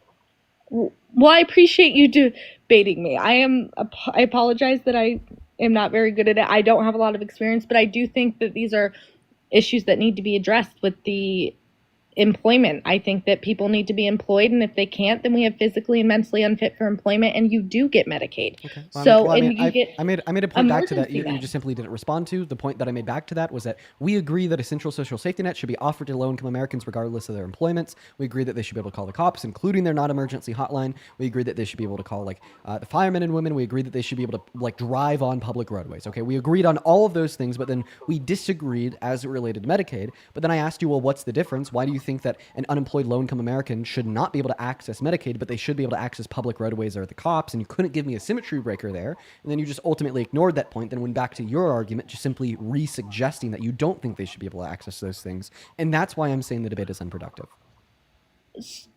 Okay, to me, you shouldn't have to work to have someone save your life, but you We have emergency preventative, Medicaid, right? Preventative healthcare, in my mind, is Yes. life-saving. I mean, like literally, like on average, people that have access to preventative healthcare live significantly longer. They do.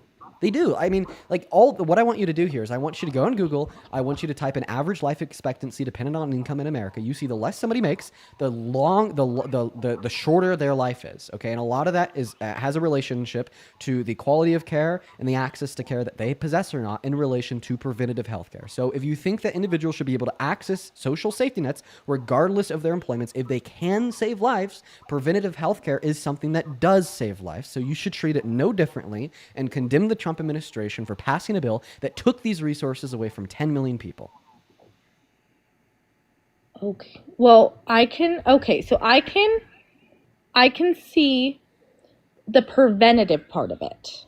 The preventative part, I guess healthcare, but what about QMB, which does cover preventative if you are over the 130% to 200 poverty level, but we're not giving them full Medicaid benefits and we're saving those for people who really need it. Same with SNAP. Okay. Why aren't we saying that doing you don't really need access, like you can't determine if somebody really needs to go to the hospital or not, regardless, like dependent upon what their income is. Like you can't say that. You're saying that we should save these benefits for people that really need them. How can you determine that if you're not working, you don't really need it? Why aren't we encouraging people Why to aren't you work answering then? my question? I guess, okay, please repeat your question. Yeah, you said that we sorry. should save these benefits for people that really need them and take them away from low-income Americans that aren't working. Why do you think low-income Americans that aren't working don't really need these healthcare services? Because why aren't they working for their own? You're not answering my question. This is why I said that the debate was unproductive. You're just not answering my question. To me, I think that yes, preventative, normal healthcare. It's something that we need, but we should encourage people to work for that. I'm not saying we don't need it. Unfortunately, I'm going to move on to the next guest. The reason I'm moving on to the next guest is just because you didn't answer my question. You refused to a handful of times. I hope you have a good rest of the day, and I hope that you end up maybe playing back our conversation on the YouTube VOD or something, and you realize where specifically you didn't answer my question. It would be good for further pondering on your thoughts around politics and whatnot. But we're gonna move on to the next guest. What's up? Do you support Trump? Soli? Hello. Okay, Soli is not here. I think we heard a distorted hello there at the end. I don't know. Let's move on to the next guest right now. They'll hop in that queue if you support Trump and you want to come up here and debate me. I'm in. What's going on, man? You support Trump? Yes, I do. Okay, all right. Boo. Let me thank a couple people here. Hey, dude. Nala, thank you so much for the $30 over on Venmo. That is so incredibly kind of you, Nala. Let's get 300 Nala W's down below. Nala with a 30 says, thank you for helping inform more people. My girlfriend is obsessed with you. Well, I appreciate you for being here, Nala. Shout out to you and your girlfriend. Shout out to Nala and their girlfriend. As well as Alexandra, thank you for the $1. Good to see you. It's been years. And then Ashley, thank you so much for the $50 donation over on Venmo. Ashley, that is so incredibly kind of you. Thank you so much. I just read your message there. Thank you so much for the love. That is incredibly kind of you. Let's get 500 Ashley W's down below. Thank you so much, Ashley. And then Cadence with the $10 saying, thank you for your honesty and transparency. We love you. Hope you and Parker are doing well. I appreciate you for that love, Cadence. As well as Ethan with the $10 saying, I'm a nurse and Medicaid/Medicare is already terrible. Cutting it will be detrimental to an already overwhelmed healthcare system. Yes, dude. So many people think that if you cut healthcare, it will magically get better, even though one of the large issues with healthcare in the first place is not enough funding or misappropriation of funding. I appreciate you for the $10 as well as Brennan. Thank you for the $10 as well over on Venmo. Thank you so much. Go ahead and take it away. Tell us why you support Trump. So, first of all, I actually do think that I support Trump because I actually heard that Democrats and liberals actually stick their fingers up their butthole and... Yep, you have a good one. What? The fuck? What the hell? Christy, I appreciate you for the under control. No, that was right. Under control. I appreciate that. That is very, very kind of you. We're going to move on to the next. What the fuck? Dude, what? We hear such crazy shit. We hear such crazy shit on this live. We're going to go in and get that next Trump supporter up here right now. Hop on that queue if you support Trump. We'll get you loaded in. It's been a couple days. It's been a couple days, guys. I have dropped that mental guard of mine to prevent this shit from like I need to re-prepare myself for the madness. Hey, what's up? Do you support Trump, Lucas? Lucas, are you here? Lucas is not here, quite frankly. Goodbye. Moving on to the next guest. Hop in that queue if you support Trump. Go and put a Trump with your age down below in that comment section. We'll get you loaded up in here. We're going to go to get them connected to the stream. Literally right now, we got Aiden loading in. Here we go. Quite frankly, Drew, I appreciate you for the hand arts. Hey, what's up? Do you support Trump? Yeah, I do. How old are you? 19. Boo. How old are you? Wait, whoa. I'm sorry. What year were you born in? 2005. Okay. All right, Aiden. Why the hell do you support the worst president, in my mind, of your lifetime, Mr. Donald J. Trump? Yeah, actually, I got a question for you, my man. Okay. Well, All right. Are you a sick fuck that likes a quick fuck? And why is he quoting Kanye West lyrics to me? Wait, did he say 2012? I thought he said 2005. I thought I heard 2005. We're going to move on to the next guest. Okay, he did say 2005. I thought I'm losing my mind. Losing my mind? Wait, no, people in the YouTube chat also heard 2012. I thought what is going on with me? What's up, Jackson? Do you support Trump? Jackson, hello! Are you MAGA? Are you here? No? Get pushed! We're going to move on to the next guest. What's up? You support Trump? 150 million%, son. God, what a joke. Sydney, appreciate you for the galaxy. As well as AJ. Thank you so much. Sorry, not AJ. AG. Thank you for the $10 over on Super Chat. As well as Josephine for the $10 on Super Chat saying Skill Buffs. Hell yeah, Skill Buffs. I was at a Buffs game like 2 weeks ago. Hell yeah, what's going on? So tell us, why are you such a MAGA cultist?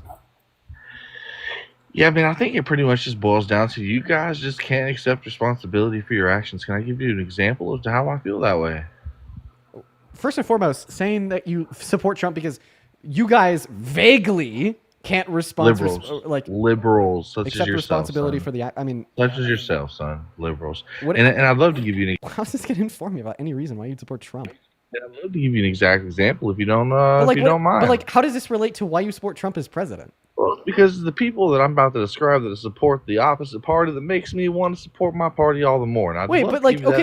Just like imagine this. Like, hypothetically, if no liberal ever could accept responsibility for their actions or whatnot, does this automatically make Trump a good president? No. Does this like change the fact that he's just like absolutely like insane and has been violating the Constitution like nearly every damn week since the first day in office? No. Does this like change the fact that he's been like spending trillions of dollars and redistributing wealth from the poor to the rich? Like, no. Like, I'm confused.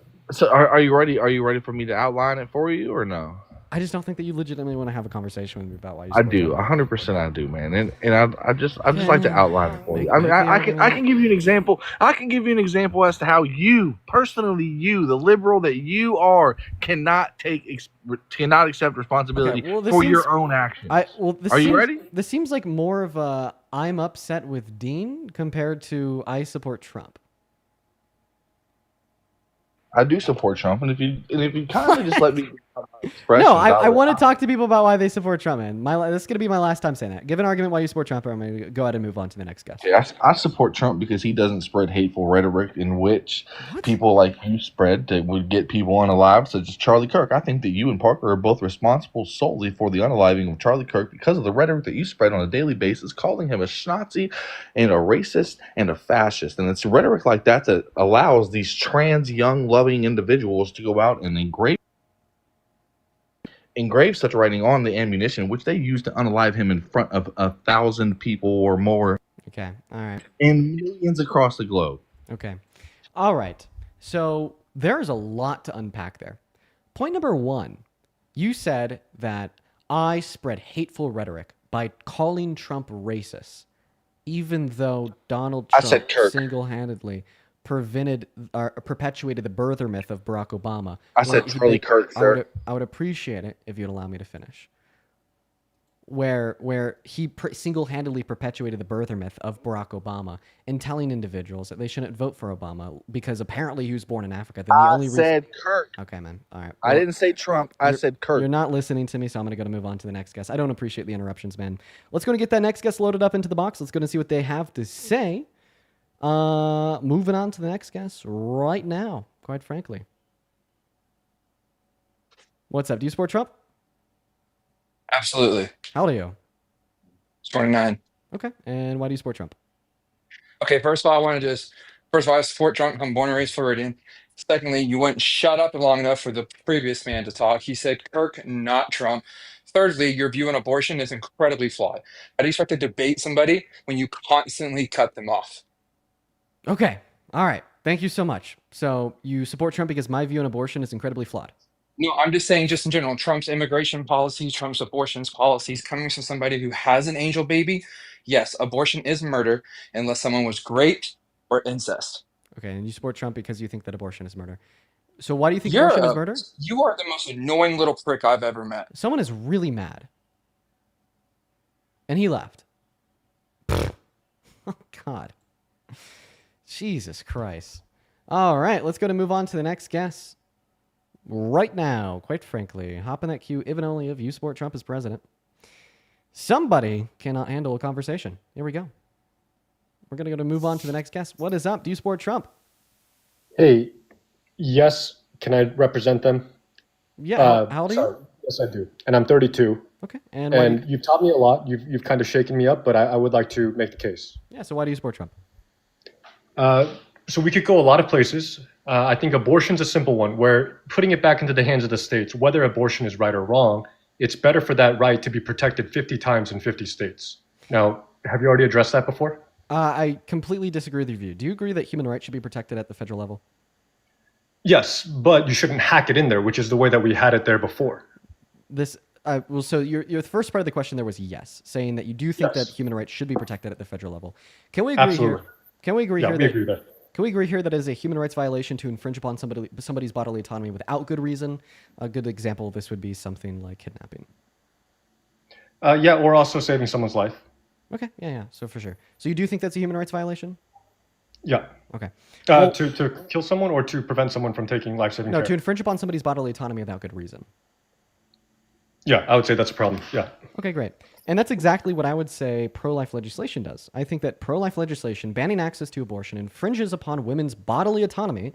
And obviously, because I'm pro-choice, I think that policy has no good reason, right? So you would have to argue that there is good reason to ban abortion in order to uphold the view that it, at the bare minimum, should be legislated on at the state level, given the fact that if there was no good reason for the view, it would be an infringement upon the human rights of the women who were denied access to abortion, meaning that should be protected against at the federal level.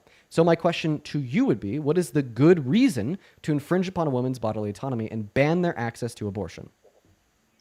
So there is no good reason. However, I still don't agree with your point. So there is no good reason. You're right. On like a moral or principle level, yes. But would you want that right protected as a hack? Because right now it was in there as case law, right? With the Roe v. Wade, right? It's under the right to like privacy, right? So if this is such an issue, then Democrat or Republican, anyone who believes that these rights should be protected at the federal level, why was that put into law at the legislative level and not as a hack at the judge? Because it's because of that it was vulnerable to some sort of like Supreme Court packing in the first place for them to overturn. Yeah, right? so you're bringing up some points here, and they're related inside of the same conversation. However, they're not identical to the original conversation that we were having. Because remember, your first point is that you think that this should be legislated on at the state level. And now that I've given you a compelling argument to demonstrate that even within your own worldview, like it is contradictory and false, now you're moving on to, well, why was it so easy to overturn? It's because it was hacked in there through Roe v. Wade and not like enshrined in federal and federal legislation. So let's go back to the first view. Then we'll talk about the second thing that you just brought up. Okay, first view. So you told us that point number one, all human rights should be protected on at the federal level. Yes. Point number two, infringing upon somebody's bodily autonomy without any good reason is a violation of their human right. Point number three, you don't think there's any good reason to infringe upon the bodily autonomy of a woman by banning her access to abortion. Conclusion, therefore, you think that a woman's access to abortion should be protected at the federal level. Yes. And I don't mean to make a semantic argument. However, we're glossing over the part about the states. So bringing it back to the states, I don't think inherently that's something that's valuable, where we need it to be at the states. And I misspoke. It's better for it to be codified in the law of the state than for it to just be like a legacy hack that was in there from case law from some previous court case. What did Kamala Harris run on?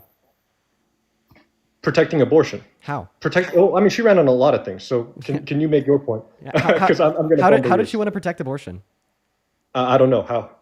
Through federal policy. So all that you're telling me is that on the context of the conversation of abortion, you actually agreed with Kamala Harris's view over Trump's. Yeah, I might have. I guess I ended up defending his actions instead of why I would support him. Okay, so ultimately speaking here, if you agree with Kamala Harris's view on abortion over Trump, why do you support Trump?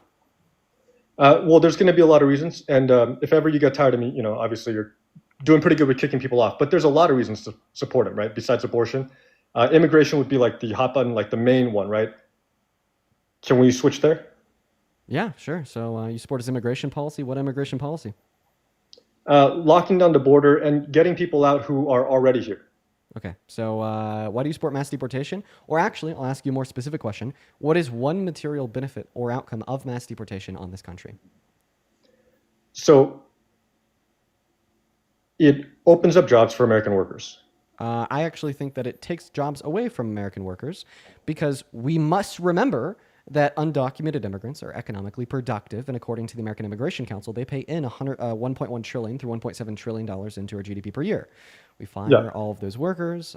There's less workers to produce goods, and there's less people buying those goods because there's 11 million undocumented consumers. But overall, the economy is less productive, and it is downsized. Yeah, can I ask you to help me make my point?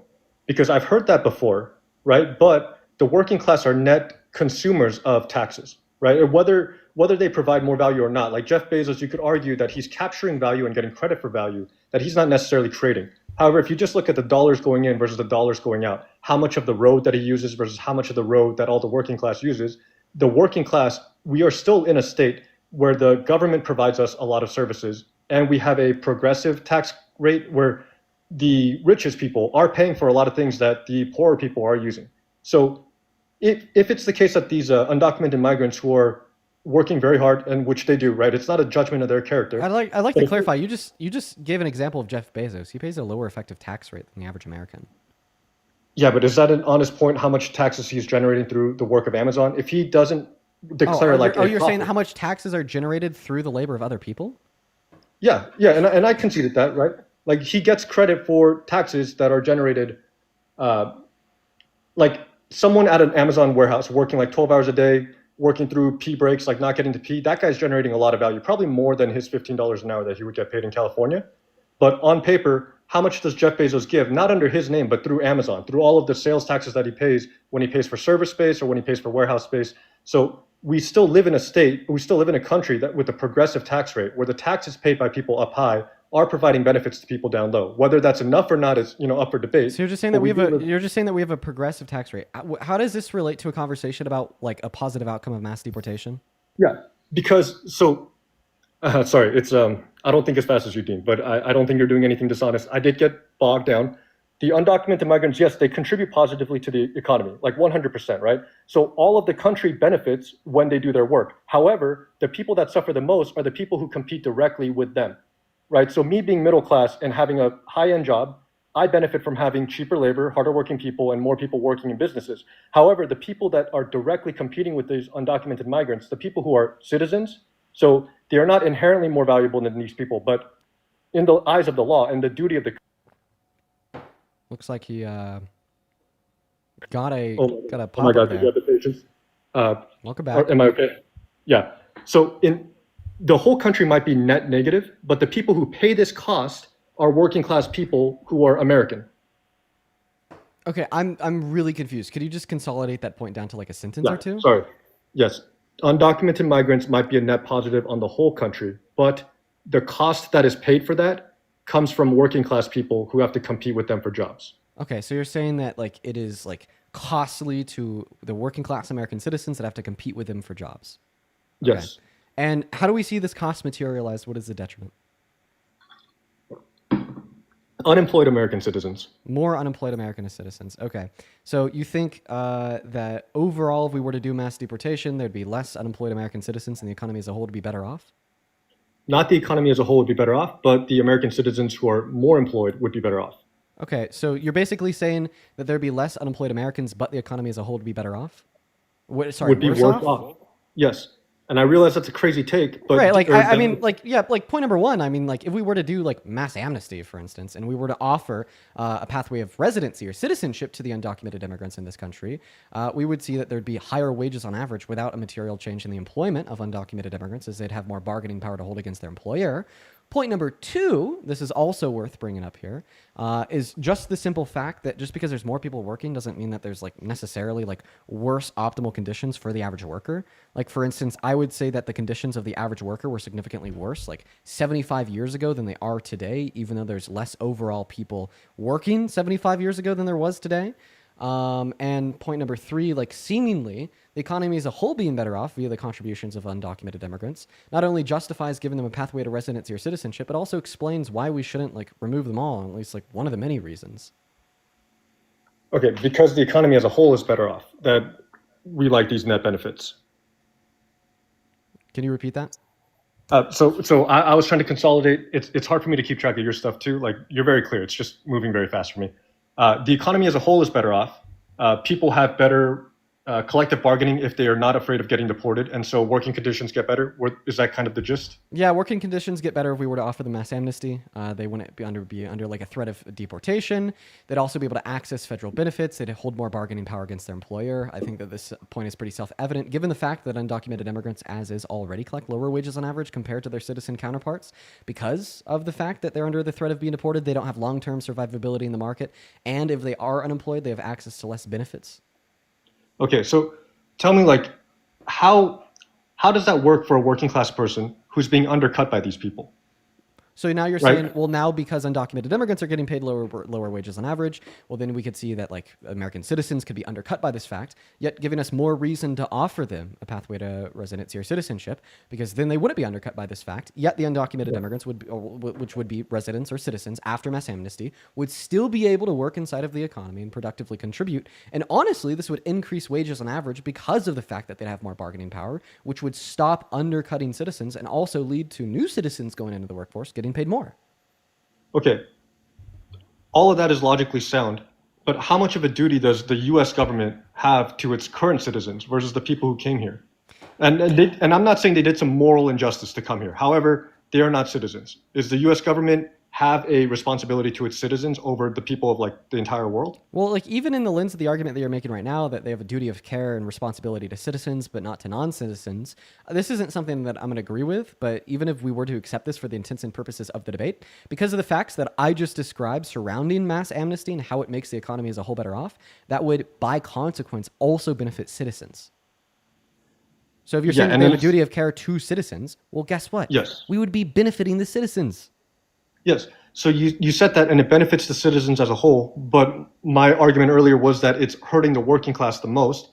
And so I don't think it hurts the working class to offer them higher wages on average. I don't think it hurts the working class to offer like more job opportunities as a whole on average. And I don't think that it hurts the working class to contribute to a more productive economy with more efficient companies making and selling more goods.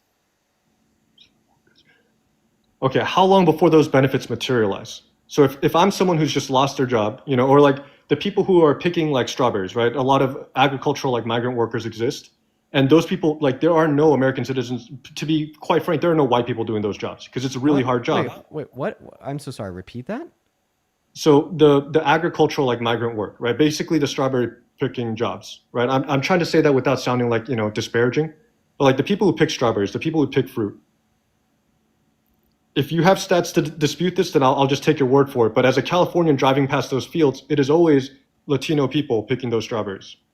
I'm so sorry. What does race have to do with anything that we're discussing? Well, they're the majority of the migrants. So I'm not saying that the immigrants, because they're immigrants from other countries. I'm so sorry. I'm so incredibly lost in the conversation now. Yeah, where am I losing you here? Yeah, sorry. You said white and then then picking strawberries. I'm completely gone now. So for all I know, many of those people picking strawberries and doing that work are American-born citizens and went to college. But I think that's unlikely. I think a lot of them are the immigrants who are coming here to take these jobs that are hard to do. Is that something we agree on? Okay, so I mean, I don't like the way that like you're framing or I don't like the way that you're framing your statements, and I'm not like sure like because like the takeaway I'd assume is that undocumented immigrants are like more likely to like work in particular like labor fields such as like on farms or etc. Yes. That is where I'm going. Okay, that is where you're about trying to how go. Okay. Yeah, Point I'm number not, one. I'm not trying to be Point number one. I don't disingenuous. understand what race has to do with any of this. You could be a citizen and be not white. You could also be an immigrant or undocumented immigrant and be white. Can I clarify this because I don't want this sitting on the table? So to first suggest that like point number one, like you don't see like white people working these jobs, and that's how you know that they're immigrants is like incredulously false of you. I don't think that it's okay to make an association between individuals that are Latino and undocumented immigrants. You can't look at somebody and say that because they're Latino that they're an undocumented immigrant. That is racist. Dean, okay, so yeah, absolutely. Like stopping someone because they're Latino, absolutely wrong, right? Like I would never. I'm not going to that point. Now, I mean, is that not what you just said? No, absolutely not, Dean. I'm not trying to be a okay. Here's why I'm drawing that association. Okay, there are people who illegally immigrate from other countries. However, to get on a plane and get through a airport is much harder. So usually they overstay visas. Usually they know someone in here, right? It's really not possible as far as I know. This is the reason why you don't see as many like working class Chinese immigrants here. Do I need to have to cite like papers for that to be something we agree on, or is that? I'm so sorry. Can you repeat that? I was reading something. Yeah, it's easiest for people specifically from Mexico, but all throughout Southern America, to come here undocumented, versus undocumented immigrants from other countries have to do so through other means, like overstaying some sort of visa. So there's going to be like less resistance to being an undocumented immigrant, like coming across the southern border compared to like coming in on a plane. I'm actually not sure. If that's true, it's true. I just haven't seen data to reflect that if that is true or not. But I also don't think that this relates to the conversation that we're having whatsoever. Yeah, you're right that it doesn't. It's just that when you said like, oh, you don't see white people doing those, like that's not how I said it, and like that's not what I meant. Is that the majority of the people doing those difficult jobs are undocumented immigrants, and they have less bargaining power. But it's not white or undocumented immigrant. I feel that, and with the current ICE raids, I understand why that's like a very important distinction to make. But I was just making the. It's just common sense. Okay. I'm not trying to die on this hill, and like that's not a point that I was trying to make. I'm not trying to, but my point is just that if those jobs are very difficult, I would say they're mostly done by people without papers. That was my experience when I was working in restaurants. If you have papers, like as they call them, like the undocumented immigrants. So point number one, I'm also not sure of that. I mean, I've seen data to reflect that undocumented immigrants are more likely to work in some sectors compared to others. Like for instance, per the American Immigration Council, 1 out of every 7 construction workers is an undocumented immigrant. But insofar as like over 50% of workers on farms being undocumented immigrants, I don't know if that's true or false. Yeah, I would probably venture yes, but you're right. I don't have the facts for that, and I'm not claiming to. The point that I wanted to make. Yeah. What's the point of this and how it relates to our conversation? Yeah, I'm trying. So these jobs are very difficult. People in bad like negotiating positions, right? Undocumented immigrants, they do these jobs. Now, if they disappeared, like people with citizenship would not fight for these jobs, and the wages on those jobs would go up. That is my understanding of, people who do like agricultural work. So that's like point one. So you can. Well, I mean, point number one, I think that you're already making a mistake. You're saying that if we did a mass deportation and like, fired all of the undocumented immigrants working the jobs that they do, then the wages in those jobs will go up. I mean, I think we could also lose a lot of jobs because businesses would be shutting down. Because if strawberries get too expensive, you just don't have strawberry farms? I mean, I'm confused of what your point, like continuing to repeat about strawberry farms is. However, right, it is like very intuitively clear that it is the case that in many areas we could absolutely assume that some businesses, some farms, some companies would shut down via lack of labor and quick removal of labor through mass deportation. Right. And I mean, once again, the American Immigration Council tells us that undocumented immigrants pay in $1.1 trillion through $1.7 trillion into the GDP per year. Right. If we were to lose all of the direct and indirect contributions of undocumented immigrants to the economy, right, one could only assume that the economy would suffer and some companies would shut down. I feel like that's very fair. Oh yeah, I was just trying to make a simplified example. Sometimes when you learn algebra, you plug in a test number to make sure that x plus 7 equals 14, whatever. Strawberries get more expensive. People stop buying strawberries. Now the strawberry farm is gone. Right? And is that like... So yeah, a good could get more expensive, extend beyond equilibrium price. This is basic macroeconomics. Then it's going to lose some demand. Sure, I don't understand like what any of these things have to do in relation to like our debate about if mass amnesty is a good thing or a bad thing. Well, okay. I mean, I was trying to understand the point that you're making, and I think at this point, like, Well, I've I think overstayed that my welcome. the ultimate point that I'm making is that mass amnesty would benefit the country. It would benefit us economically speaking, and it'd also prevent like a lot of like treacherous and very heinous, immoral things from occurring. Yeah. So I understand that the immoral part of deportation. That's like a separate topic. I mean, it's obviously related to here. I'm not arguing that the way that the deportations have been happening are moral. But that being said, my argument is not that America as a whole would be better off or worse off. It's that if you vote for Trump and you are working class, you might see more opportunities at your local plant in the near future. So whether or not... So you're saying that Donald Trump is helping the average working class America. Well, according to the Center of Budget and Policy Priorities, he is directly hurting the average working class American by passing the big, beautiful bill. The Center of Budget and Policy Priorities tells us that the average American will literally have less purchasing power because of the big, beautiful bill. Can you tell me some of the reasons why that would be the case? Yeah, or why that is the case? Yeah, one reason why that'd be the case is explained in the Center of Budget and Policy Priorities study would be by like rolling back clean energy credits, which are expected to increase the price of energy in this country by shorting the supply of clean energy. Some studies, including that from the CBPP, are telling us that it could increase the price of energy for the average American by around $500 per year. There's an example of one way the average American is going to be losing purchasing power because of the bill. What was that with clean energy, please? I They're missed rolling it. back IRA clean energy subsidies, which is going to reduce the productive capacities of clean energy in America by like 72%, according to the study done by the CBPP, which will overall reduce the supply of energy and make energy more expensive as a whole. Because energy is Okay. going to be more expensive, they're going to have to spend more on energy, and they're going to have less purchasing power. And that's pertaining specifically to the big, beautiful bill. Did Donald Trump do anything to open up like more fracking or just like using up more of our natural oil reserves? Not that I've seen from trends as reported on by the EIA. Okay. I thought that was part of his platform, saying like clean oil, which I don't really think exists. But if we're going to use up more of our oil and make things cheaper, make it cheaper to transport things, those are all things that make it easier for the working class American. Well, who's another not... part of his platform was to say that the Biden-Harris administration stopped oil production, even though we've never had more oil produced in this country than we did under them, right? I think that he lied a lot. Okay. If the Biden-Harris administration was talking about, unlocking our oil, they didn't brag about that. Right. And I wish they did, because I think that's like a practical thing. But okay, let's leave that alone. So Donald Trump is hurting the economy. The 300 people in Georgia who were like booted out of that Hyundai plant. Are those jobs not? I'm unfamiliar with a specific example. Okay, did you hear about the Hyundai plant that got raided by ICE? Yeah, I heard a little bit about it, but I'm not like super familiar with a specific example. Okay, so it's just, if I'm a voter, do you have any other reasons that you'd like to go over here insofar as why you support Trump? Okay, so immigration, abortion.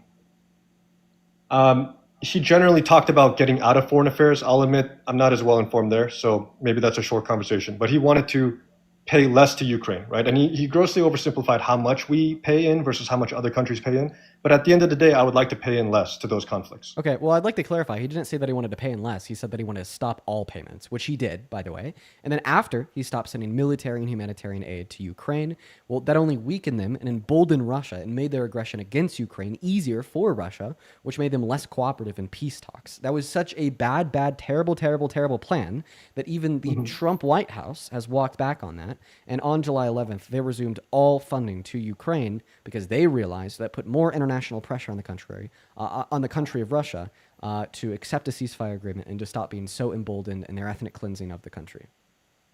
Okay. That seems like a bad move, but here's how I feel like looking at the situation as just a layman.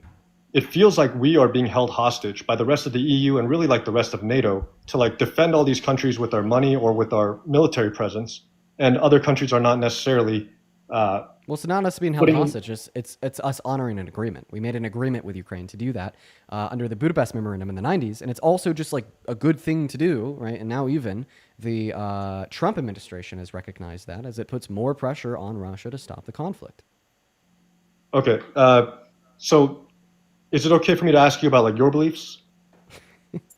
Well, yeah. I mean, unless if you don't want to respond to that point, I'll probably move on to the next guest, my friend. Well, because you have that position with Ukraine, and I personally don't think we need to support Israel to the depth that we do. But they're a country I don't think that we should be supporting Israel at all. But they're a country that was founded right on the heels of World War II and like the H-cost, right? Why don't you feel that sort of obligation towards them? Because I think that we should have conditional allyships with where we spend our money. We shouldn't be allies with a country that's committing an ethnic cleansing, but this is also a pivot and a deflection away from the points that I made on Ukraine. I will ask you to please respond to the points I made on Ukraine.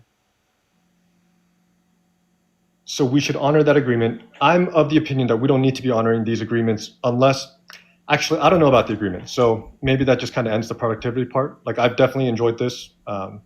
If you need me to know more about that, it's just that I feel like we're paying too much. And so if you're going to tell me that we agreed to it in this Budapest agreement, I guess I'm at a loss. So not only are you saying that, I just feel like we're paying too much, and this is just ignoring all the points that I made about how us sending money to Ukraine is not only honoring that agreement, but also reducing the amount of innocent Ukrainians dying by reducing how emboldened Russia is, because when the victim is weaker, the aggressor is stronger, while also putting more international pressure on Russia to end the conflict, just ignoring all those points. It's also a little bit hypocritical, because you're like, hey, like $30 billion to Ukraine to save lives per year. That's way too much money, but $4.5 trillion on a bill that hurts the economy and reduces the purchasing power of the average American, that's perfectly fine. It's a little hypocritical, but I hope that you consider those things, and I appreciate you for the conversation. I'm going to go ahead and move on to the next guest. This is great. Thank you, Dean. Yep, let's go to get that next guest loaded up in here. Hop in that queue. If you support Trump, we'll get you connected to the live right now. So let's go and do that right now. Yeah, let's go to get that next guest loaded up in here. We got Cody connecting into the box, and actually doesn't look like Cody's going to be connecting. I missed him. So we're going to move on to the next guest. Let's go to get Owen is cool loaded up into the box right now. Hey, what's up, Owen? Do you support Trump? Yes. And how old are you? 18. Okay, and what year were you born in? 2005. Okay. You can't be 18, born in 05. See you later. Quite frankly, we're going to go to boot the fetus. We're going to boot the fetus. Okay, moving on to the next guest. Here we go. We got Mitchell loading up. We got Mitchell loading up into the box right now. Here we go, everyone. Do just be patient. As well as, hey, Scarlett, thank you for the $20 over on Super Chat. Scarlett says, hey, Dean, glad you're back. Dude, Scarlett, so good to see you. Show some love to Scarlett down below in that chat when we're looking for that next guest to come up here and have a conversation with us about why they support Trump. Let's go to get them up here right now. Go ahead and put a Trump with your age down below in that comment section if you want to come up here and have a discussion with me about why you support Trump. Let's go to get them connected right now. It looks like we found Cody again, so let's go to get Cody up here. All right, everyone, just do be patient. All right, it doesn't look like Cody is connecting, so we're going to move on to the next guest right now. Only trying to join the stream if you happen to support Trump as president. We'll get you loaded up. We'll get you connected. We'll have a good conversation.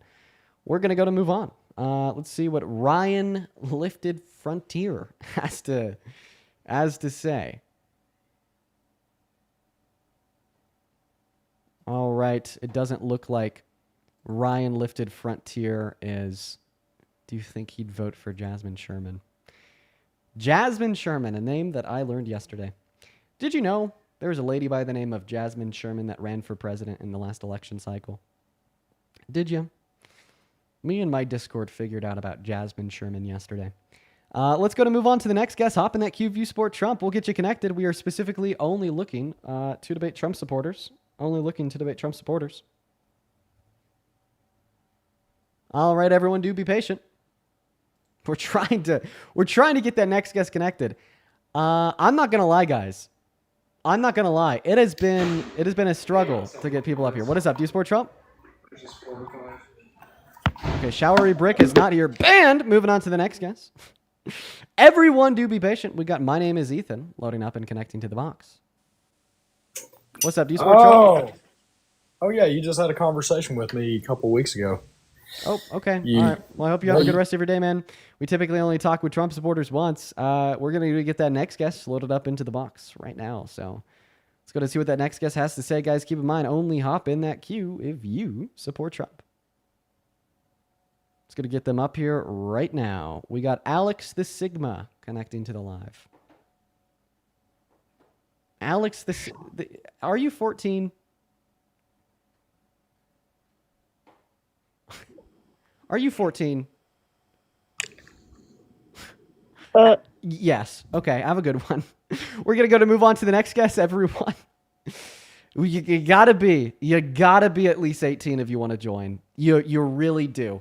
You really do. Quite frankly, you gotta be at least 18 if you want to join. We're gonna go ahead and get that next guest loaded up into the box. Right now, we got Miller connecting into the live. Okay. Here we go. As well as I didn't thank anybody over on the Venmo and PayPal during that last conversation. I'd like to thank a handful of people now. I really do appreciate you guys for the love. Valerie, this was 31 minutes ago, but thank you for the $10 donation over on Venmo, just with the little hand heart. Thank you so much for the love, Valerie. That is incredibly kind of you, and I appreciate you for being here. Show some love to Valerie down below in that box while we're working on finding that next Trump supporter right now. All right, here we go. Hey, what's up? Do you support Trump? To be honest, Dean, nah, but I just want to say me and my sister are big fans, and I just want to say appreciate what you do, bro. Jay, I hope you have a blessed rest of your day, man. And take care. Take care. Shout out to Jay and Jay's sister. All right, let's go to get that next guest loaded up in here right now. Here we go. Go ahead and put a Trump with your age down below. I'm going to start pulling from the chat compared to the queue just because it looks like the queue is a little all over the place. If I'm going to be honest, it looks like that queue is a little all over the place. There's a lot of people in the queue that probably should not be in the queue. All right, we're going to go to get that next guest connected right now, guys. In the meantime, guys, make sure that we're double tapping on that phone screen. If you're watching over on YouTube, drop a like.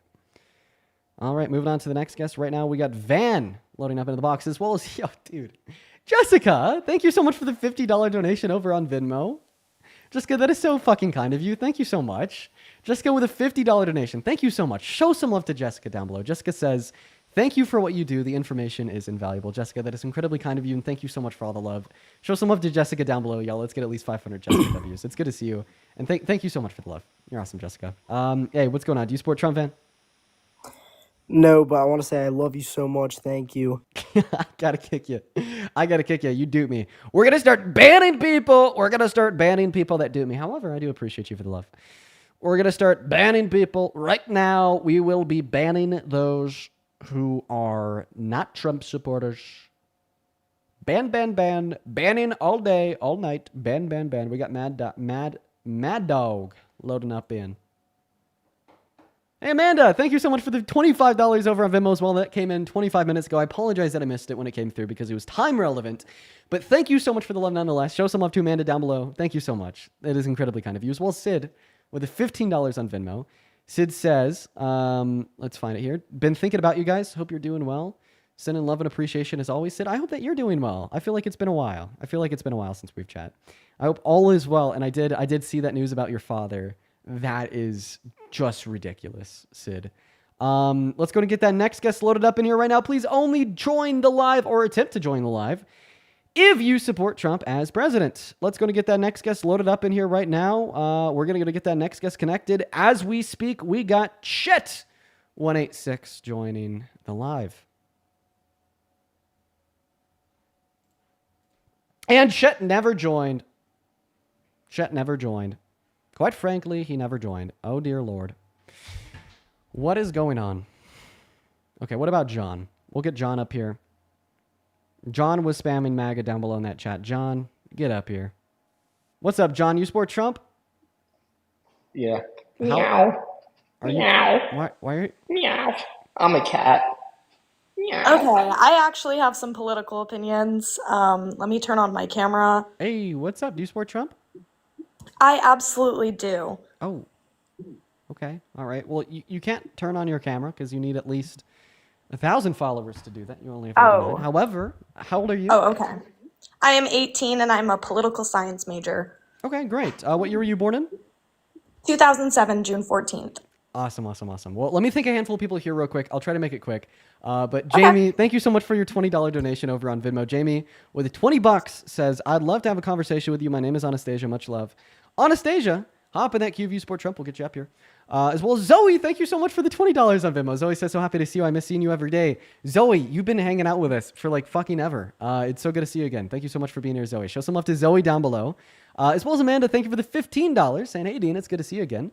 How is Parker holding up? He's doing okay. He's doing okay. He'll be back soon. He will. Thank you for the $15, Amanda. As well as Jay with a 5 and Chase with a 5. Thank you guys so much for the love. And then David with the $10 over on Venmo says, for being awesome. Good to have you in here with us for the day, David. Thank you for the $10. And then Amber with the $10 and John with the $10. Show some love to Amber and John down below. And go ahead, take it away. Why do you support Trump? So, first of all, the tax cut and the economic growth that I've seen in the United States is pretty unbelievable since Joe Biden and Kamala Harris ruled the United States. I've been a Trump supporter my whole life. My whole family have been Trump supporters, and I've been really good at acknowledging all of his pros and his cons.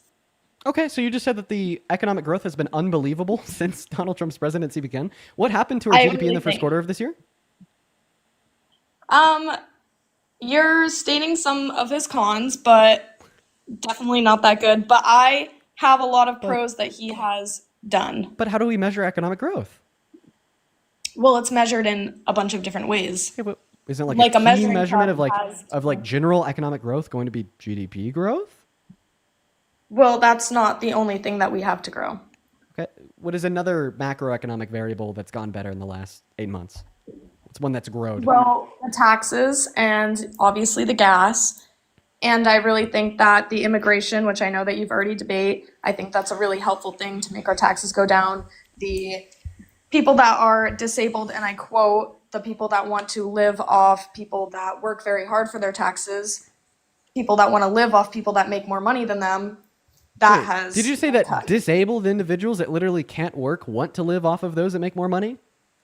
Not all of them are disabled, no. So you just said not all disabled people are disabled? False. All disabled people are indeed disabled.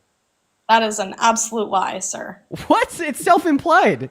This is like saying like all women with brown hair are women with brown hair. All men with small hands, such as myself. Let me just tell you something about... They're pretty tiny. They're pretty... I have small hands. All disabled people are disabled. It's self-implied. So let me just tell you something about Joe Biden and a plan that he used last year. He used a plan that caused multiple teenagers to get pregnant to live off free welfare from the states. And I think that it was absolutely... I'm sorry, I wasn't listening. Repeat that. My apologies.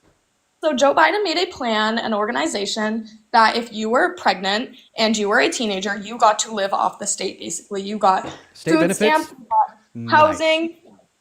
That is absolutely awful. It caused multiple and a horrible amount of percentage for teenagers to get pregnant on purpose. Can you purpose. Okay. Give me those. Yes, you can get pregnant on purpose. Okay. First and foremost, when was this plan implemented? Okay, I tracked the Biden-Harris administration.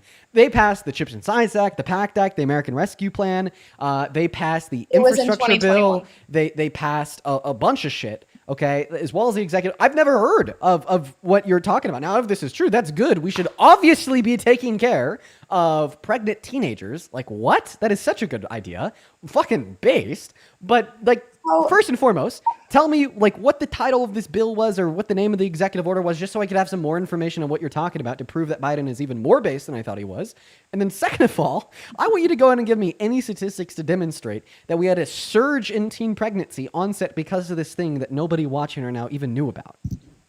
If you look it up, I learned about it in a college course in my school.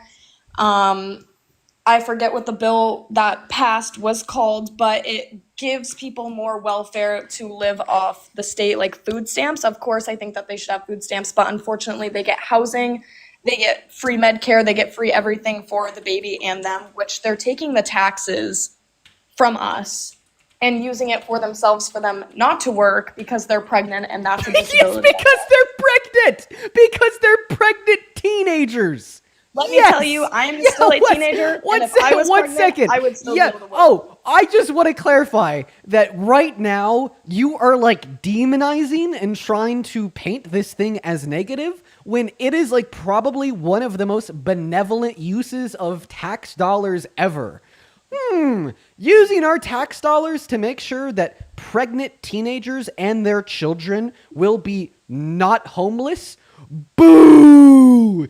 Boo! Can I just explain Using something to you? our tax dollars to, I don't know, give an additional 4% back per year to billionaires and send more weapons to Israel to kill more innocent Palestinians? Yay!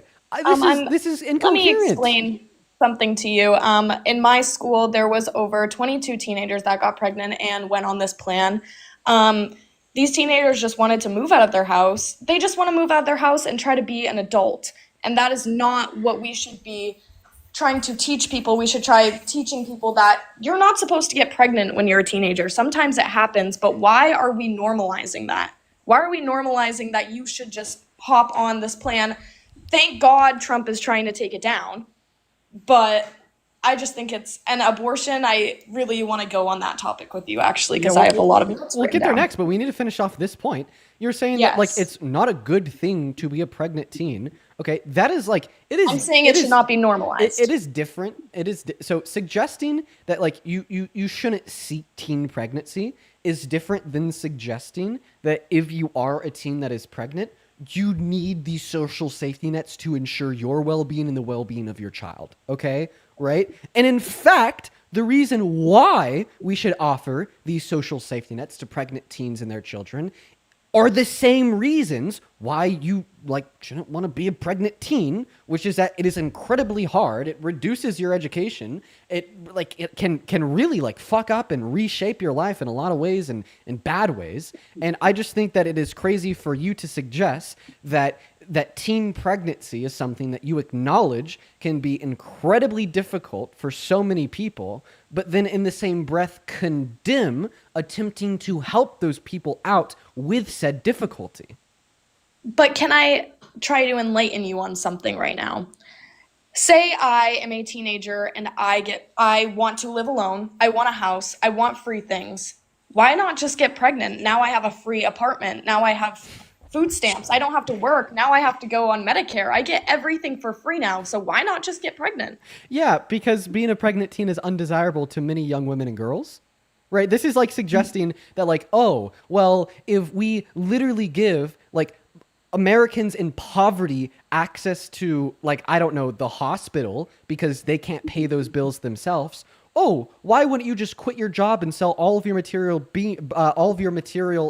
assets and then burn all the money so you could be an American in poverty so you could go to the hospital? It's because ultimately speaking, we have an incentive structure inside of society in which like we don't want to be in poverty. We want to be out of poverty. The same way people like don't want to be enduring teen pregnancy. We want to be out of teen pregnancy, et cetera, and so on. Now, once again, you continue to resuggest that because society like doesn't want young pregnant teens to be homeless, that therefore so many young women and girls are going to go out and become a pregnant teen is just a bold-faced lie that is stigmatizing something that should not be stigmatized, but rather be met with care, attention, and delicate intervention from our government insofar as allotting a set of resources to these people to ensure that their well-being is maintained in a time where it is so hard to maintain on your own. So are you telling me that no one has ever done that on purpose? I'm telling you that you would absolutely not be able to demonstrate to me and everybody else watching this live a trend or correlation between teen pregnancy and our government wanting to help teens that are pregnant. Prove me wrong. I want you to look up on Google right now the statistics for how many teens actually try to get pregnant on purpose, because it is Where are these statistics coming from? Google and websites that are What website? Wikipedia. There's sites around Fox News. You can watch that one. There's YouTube videos.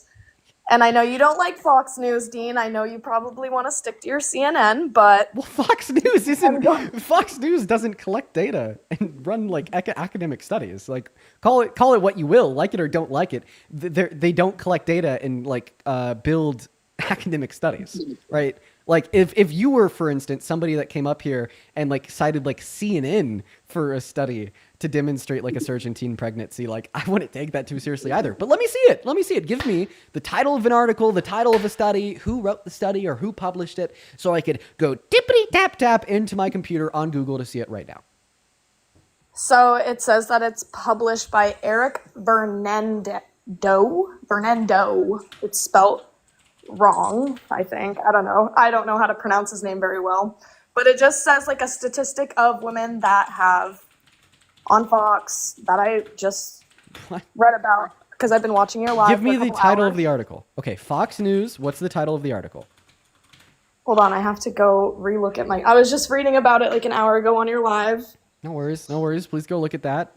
And by the way, you also told me that you want to talk about abortion, meaning that you're probably really pro-life, do. meaning that you think it should be banned. So I think that this is just a draconian, terrible world that you want us to live in, where we are now going to be forcing teen girls to endure pregnancy, force them to give birth, and throughout the pregnancy and in giving birth, then force them to deal with that all on their own, not having enough time to work or to go to school, forcing them to be homeless, forcing them to live on the streets, and forcing their kid to suffer the consequences of that as well.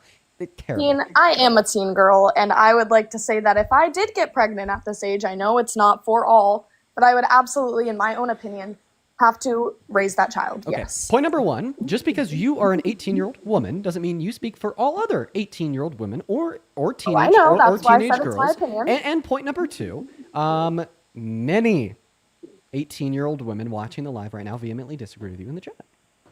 I absolutely do see that. But let me tell you something about, and it is murder unless it's, like I said, grape to a certain circumstance. If you cannot prove that you were raped in court, then I absolutely don't think that you should get an abortion. I don't think that's fair. I think that you are putting it on someone else, on someone else's back to carry. And if it's not proven to be that, I don't think you should be allowed it. I think it's medically that you need one or grape. That's really it. That's all I believe that you should get one for. Okay. My mom is actually a victim of it, and look where I am today. So we're going to get right back to that conversation. We'll talk about that. I have a lot of thoughts there. That's crazy to me. But one thing that I want to say real quick is if they do prove it in court, then you'll believe them and they should have access to healthcare, right? I think, can you repeat that? Sorry. So if they do prove it in court, then you'd believe them and they should have access to healthcare, right? Absolutely. If you can prove that, if then you should absolutely have one. If a woman proves that she was raped in court, you'll believe the woman. I mean, yeah. I mean, I'd kind of be on their side until they give me a little... Yeah, so just to be clear, you believe that Donald Trump is a rapist because a woman proved that he raped her in court in 2023. I don't think that actually came out as... Let me go get my notebook, actually. So in federal law, you cannot be working, and especially the president of the United States, if you have such a... Let me get it. If you are president of the United States, you cannot have charges or pending charges, a felony charge, of course. That's not true. Yes, it is, because also franchises... He was found guilty of 34 felonies in July of last year. But they're not on his charges. Why aren't they on his criminal history? They are. No, because you cannot be president of the United States. According to what article of the Constitution can you not be president of the United States given that you're You can't even work at half the franchises in the United States if you are a felon. Okay. You can't even work at Starbucks if you're a felon. Do you agree with that? What? Do you agree with that? That you shouldn't be able to work at Starbucks if you're a felon? Meaning that you can't. I was asking if you agree with that. In some corporate business, that is on their own terms. I absolutely think that if you own that business and you don't want felons working there, then they shouldn't be allowed to work there. Okay, and then you'd also agree with like the sentiment that you shouldn't be able to be president if you're a felon? No, I don't think that you should. So hypothetically, okay, this is purely hypothetical, obviously detached from anything to do with reality. Because you don't think you should be able to be president given that you're a felon, if Trump was a felon, you'd say he shouldn't be able to be president, right? That's only logical. Yes, and I also want to see the document where the girl had proof and he did get charged, and it's on his. Okay. Yes, criminal I'm background. going to go ahead and show you an image on screen, and I want you to read it off to us. But is it real? Yeah. Go ahead and read that off to us. Guilty. Trump becomes first former president convicted of felony crimes. So what does this mean? Because I thought we were just talking about how you don't think a felon should be able to serve as a president of the country, and hypothetically, if Trump was. Oh, this reporting is false? Is it true? Yeah, it is. How can you prove that to me, though? All I'm seeing is a stitch of a picture that's zoomed in. Okay, so now I need to prove it. If I prove it to you, then will you believe it? Maybe. But from what I've seen and all the background classes that I've done, everyone's saying that it's not true. And what school do you go to?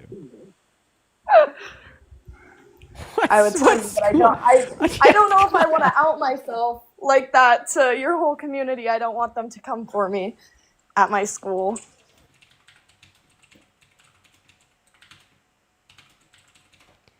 Give me a second here. Boom. I'm going to go ahead and show you the jury verdict form for his 34 felonies. Now, keep in mind that it's actually taking me a while to find this because he has so many court proceedings. Like, I'm like clicking through And I'm sure he does, random but fucking lawsuits right now because of like how many times he has been litigated inside of a court. And I'm sure he does. I mean, I think maybe half of America more has gone to court. Okay, well, I don't know about that. NPR, let's see. So I just gave you a source from NPR. Would you say that like, oh, sorry, I just gave you a source from AP. Would you say a source from NPR to demonstrate that other things are reporting the same thing would be sufficient? What do you mean by that, reporting the same? Right, like I just showed you a screenshot from AP reporting that he was found guilty of the felonies. What if I also just showed you a screenshot of like NPR reporting the same thing? I mean, that's like everyone posting things like rumors on TikTok. That's everyone making their own assumption. Anyone can do that. Earlier you said that you listen to Fox News, right? I absolutely do. Oh, so you're a big fan of Fox News? Yes, I really am. So what if Fox News reported this? I mean, I did see it. I obviously have heard all of these before, but do I believe that they're all true? No. But like, but you just told us that you're a big fan of Fox News. So if Fox News is, what the fuck is going on? I've seen things on Fox News, yes, but they don't initially say that he got charged with grape, and they don't initially just look at this. We're talking about his felonies. We're talking about his felonies. So boom, there's AP, right? There's AP. Could you read that title off for me one more time? Guilty. Trump becomes first former president convicted of felony. Great. Now here's NPR. Read that one too. Former President Trump is found. I can't read the second part. Something in He's found historic guilty in historic New York criminal case. Okay. Now here's gonna be the zinger. Go ahead and read this one for me too. Trump guilty on all counts in New York criminal trial. Okay. And who's that being reported by? Fox News. Okay, right. So what do you have to say now, my friend? Well, what I have to say now is just because anyone says it doesn't mean it's true. Okay, what means it's true then? I mean, I want Trump to come out himself and show his criminal background. I mean, I want to see the charges all pending or, that went through. Everything on a list. I mean, I want to see the papers of everything he was charged for. And it was stamped off by that same person that he went to court with, by that judge. I want the citation notice. I want everything that he has. Audio sentencing, evidence, decision, and once order. you get a RICO file case on him and you show it all to me, I will absolutely 100% believe you. I don't even know if I believe you. I know, I see a lot of people in the comments saying she's low-key right. I'm reading. Don't pay attention to them because they're just completely like incoherently incorrect. I beg and plead you to not listen to anybody in the comment section that is saying you're right. Okay. I will I will keep my conversation directed with you. But like I was saying about all of that, I think that, I don't think that a felon should, because in franchises, most felons cannot work in fast food places, grocery stores. Why should he? Listen, man. Like I told you, I am still looking for the official court document here. It is so hard to find because of all of the litigation that's ever been held against him. I just seriously cannot believe that you're contesting that he's a 34-count felon. I thought this was common sense. Yes, I obviously have heard that before. I think everyone has heard that if you watch any sort of news or read any sort of articles. But I do not think that he was charged, absolutely not, with grape. Because so the grape that was adjudicated in civil court. We're talking about his 34 felonies for falsification of business documentation with a second step intent to conceal a crime. Yes, I know that we're talking about that now. Pretrial recordings. Let me see if I could find it on literally like Wikipedia. Guilty. Oh, Trump entered pleading not guilty. So he pled not guilty, then he was found guilty. Guilty. I am just like highlighting for the word guilty and going all down the case. Okay. All right. So you're crazy. I don't know what else to say. Like, I've exhausted my resources. But that's all you can say. You can just say that I'm crazy, and that's how you want to. That's how most Democrats want to debate. Is you can only call me a name and prove that. Bro. Dean, do you have my doctor's stats? Dude, how about this? You know my literally, go on Google, type in Trump 34 felonies. Okay, Trump 34 felonies. What pops up when we type in Trump 34 felonies into Google? Okay, we see NPR. Here's all the 34 felonies that Donald Trump was convicted of. ABC. Trump was convicted of 34 felonies a year ago. Manhattan. Ooh, Manhattan District. There we go. Oh, now I found something that you are not going to be able to contest. Because guess what? This is coming from Manhattan's district attorney. And for everybody spamming nycourts.gov down below in the comment section, you are right. That is exactly where the official verdict form will be. I literally just can't find it on the website. It is brutal. It is brutal out here. I used to have it documented and saved for when I need it because a lot of people like this guest used to come up, but can't find it now. Do you hear that beeping? Yes. Okay, I don't know what was going on there. I apologize. Oh, here, can you read this off? D.A. Bragg announces 34-count felon trial conviction of Donald J. Trump. Okay, and then I want you to go ahead and read off that statement right there, too. Jury finds the defendant guilty of 34 counts of falsifying business records. All right, and could you go ahead and read off that URL for me? Where the news press releases? No, the URL, manhattanda.org. Oh, so that is the official website for press releases from the District Attorney's Office of Manhattan in New York, and that just once again described how Donald Trump, as the defendant, was found guilty of 34 felonies. Okay, and is that the list of his charges? I didn't see a list of charges. Okay, why would that be required? I mean, that's the full-on evidence, the full-on proof that I was saying. Why is the district attorney's office of the area that found him guilty of the 34 felonies saying that he was found guilty of the 34 felonies not enough? But it's because you won't be able to find it. Find what? His criminal record, his actual criminal record. So do you think that? I just want to clarify here. Do you think that the DA was just lying? Anyone can lie. Forensics can lie. But that was the official DA office of New York. Why would they lie? And why wouldn't Trump say anything about this? Why wouldn't Trump say anything about this? You're gonna make me go fucking crazy.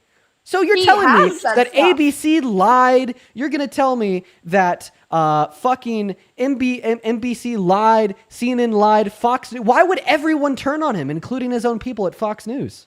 Because it's breaking news, and that's what you need to get money. That's what you need to get attention. That's what So you need to get. everyone ever just lied? Not everyone ever, but most. Yes, I mean I would do it for views and money and everything. Yo, hold on, Kennedy, thank you so much for the $5 over on Venmo with a link. Let's go ahead and put that link into my computer. Did Kennedy just save the fucking day?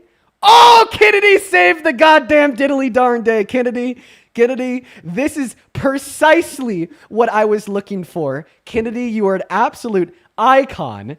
Because guess what? Oh my, oh Kennedy, you wait down. Let me go ahead and show you. Let me go ahead and show you what Kennedy just found for us all watching. Precisely what I was looking for. Kennedy, 10 out of 10.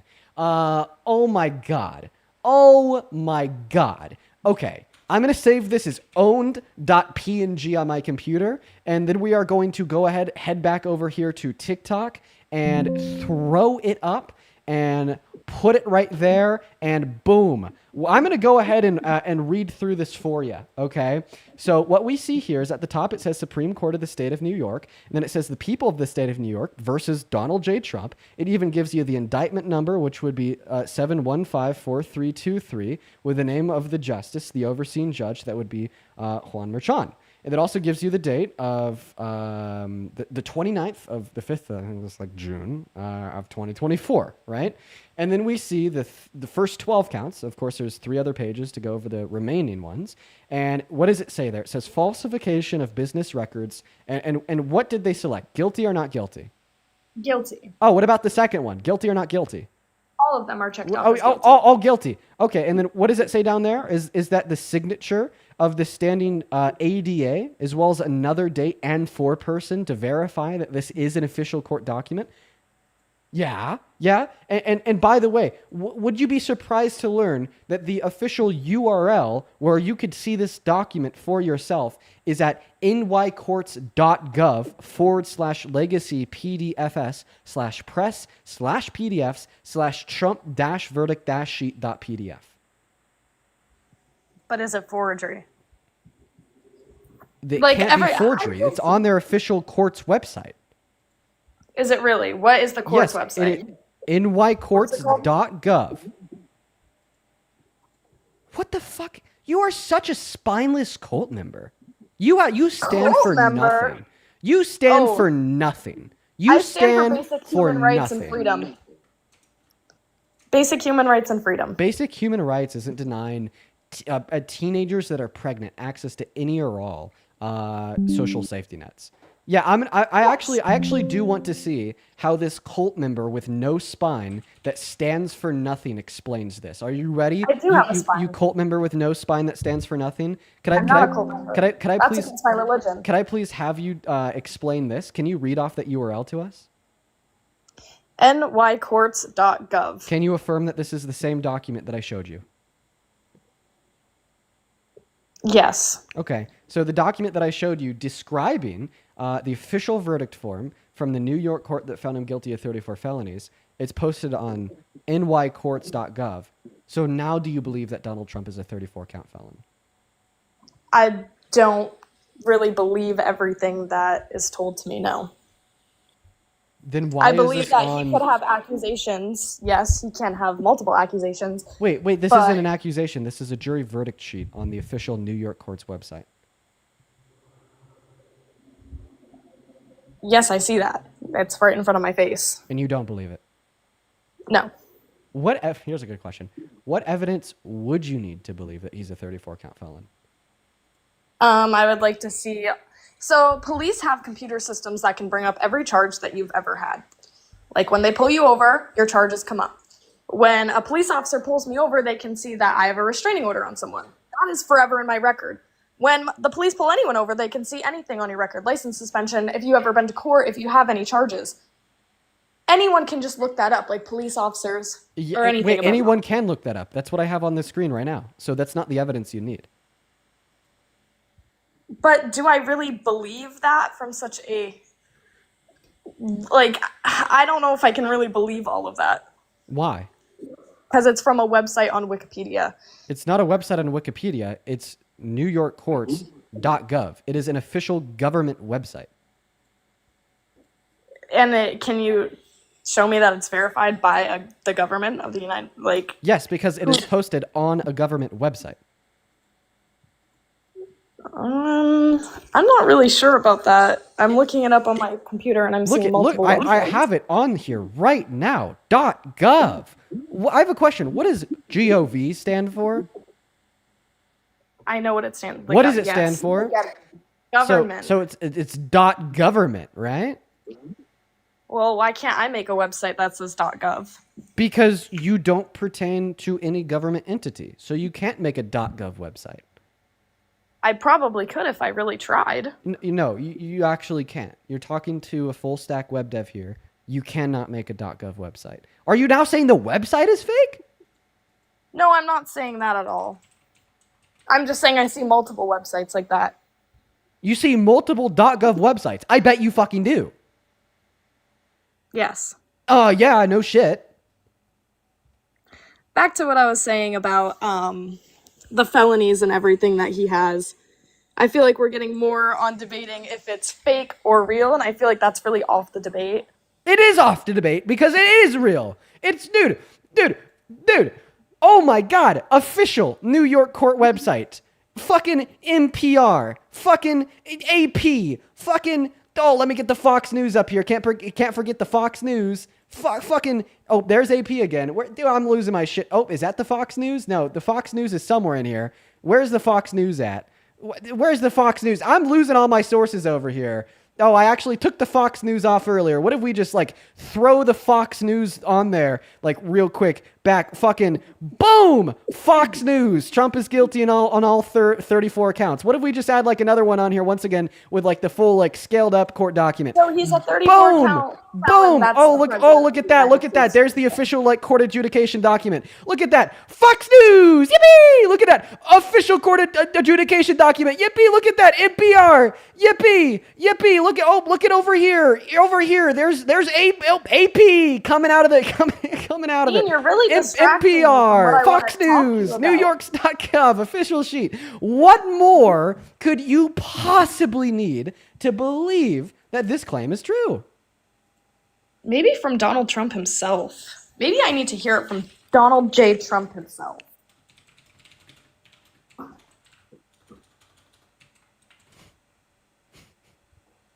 Now, Dean, we're getting really distracted on what I was talking about. And there was one girl that was talking to you about Medicare for people that don't pay taxes or homeless people. And I did jot down some notes that were on your part that you said. You said that you shouldn't, you said, should they not be? Donald Trump, defiant as ever, railing against the dubious history he's made as the first former president convicted of felonies. If they can do this to me, they can do this to anyone. As supporters outside Trump Tower flew a flag reading Trump or death, inside, Mr. Trump insisted he'd wanted to take the stand in his own defense. He had the choice and chose not to. I wanted to testify. The theory is you never testify because as soon as you testify, anybody, if it were George Washington, don't testify because they'll get you on something that you said slightly wrong. Then, a laundry list of false claims, grudges, and grievances, including against the Democratic prosecutor who won the case against him. It's a very sad thing that's happening in our country, and it's a thing that I'm honored. In a way, I'm honored because somebody has to do it, and I might as well keep going and be the one. The verdict galvanizing the GOP behind him. The Trump. Come on. So I'm not hearing him admit it. I'm hearing him say that he used his Fifth Amendment right not to speak for his testimony. That is what I'm hearing. Who the fuck are you?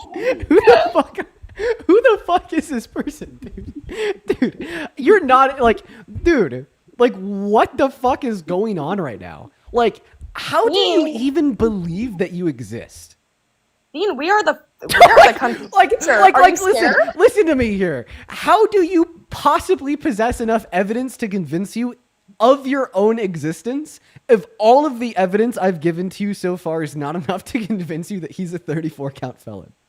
How do you possess enough evidence to convince yourself that when you take a step, your foot isn't just gonna like phase through the floor below you? We have like the same amount of evidence to justify the laws of physics as we do Donald Trump's 34 felony convictions. I mean, I could be a little more convinced, but I'm not fully convinced now.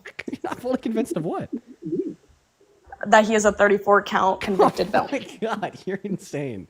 Leave the live. I'm running away. I'm running away from you. I am running. Dean is a runner, chat. Dean is a runner. I'm going to move on to the next guest at this point in time. Let's go ahead and get that next guest connected to the stream because I am a runner, everybody. God damn. If you're in that queue, make sure it's because you support Trump. We're going to go and get that next guest connected to the live stream literally right now. I cannot take this shit no longer.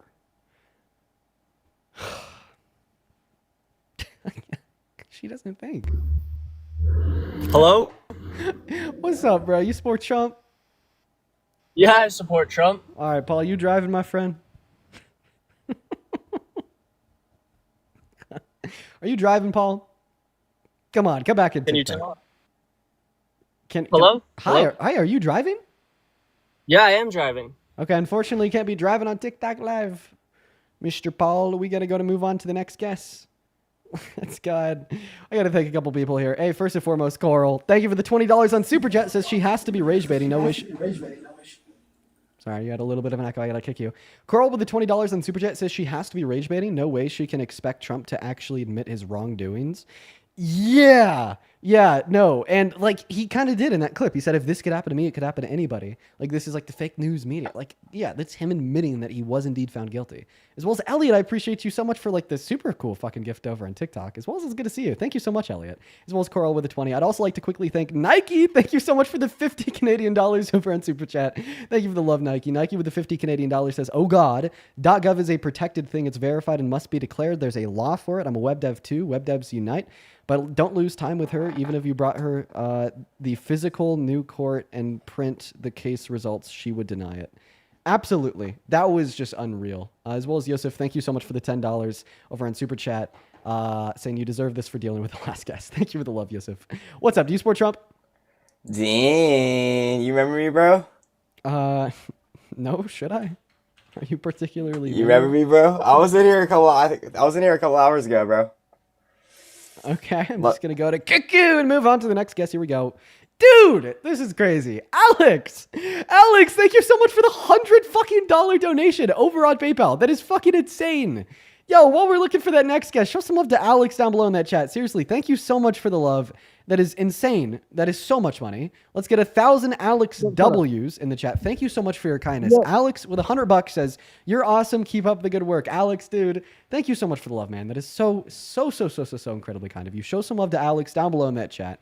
I'd also like to thank Christian with the $2, Alana with a 3, In with a 5, Romaine with a 6, saying that your patience is outstanding.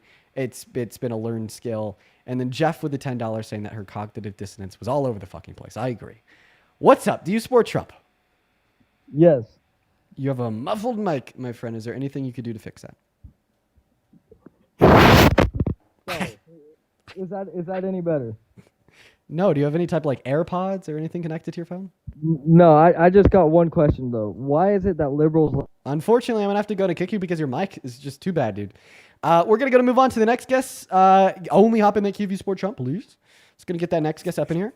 Hey, Megan, thank you so much for the $10 over on PayPal. Says first TikTok live. Politics caused me a lot of stress and anxiety, but I like learning about it from you. Well, I'm happy that you're here, Megan. I hope that you've learned a thing or two. Thank you so much for the $10. As well as Myra, thank you for the $25 on PayPal. Myra with a $25 says, hey, Dean, can you say Viva Mexico? It is our Independence Day today. Thank you and love what you do. Viva Mexico. Myra, thank you so much for being here. And shout out to all of the Mexican homies tuning into the stream. Happy Mexican Independence Day. What's up? Do you support Trump? Yes, sir. How you doing, Dean? How's your day been? You know what? It's been okay. and you told us that you support Trump. I do, brother. Why is that? Why? Because, man, he's just an American patriot. He's an American patriot. He's Trump, man. Okay, I have He a question. fights for the Americans. Okay, I have a question. Do American patriots care about like core American values? Look, Dean. It's a question. I'll Can be you honest answer it? with you. Can you? Can you answer it? Do they? Yes, I can. Look, I'm an American patriot. I served in Verdansk for 5 years. The fuck is Trump? Never heard of a dance. I love the American people. Okay. So if I can do it, so can you. Answer my question. Quite frankly, if you're an American patriot, do you Yes, care about? I said yes. Okay. Okay. Would you say that like the? Would you say that the American Constitution is a core American value? Yes. Okay. So, in other words, patriots care about core American values, like the Constitution. So, true patriots care about the Constitution. He doesn't. He called for its termination in December of 2022. Okay, look, Dean. Trump did not say let's get rid of the Constitution. Well, he specifically called for a termination of all rules, regulations, and articles, even those found in the Constitution. And like since day one in office, he's been violating the Constitution. Day one, literally, Executive Order number 14160 infringed upon the 14th Amendment.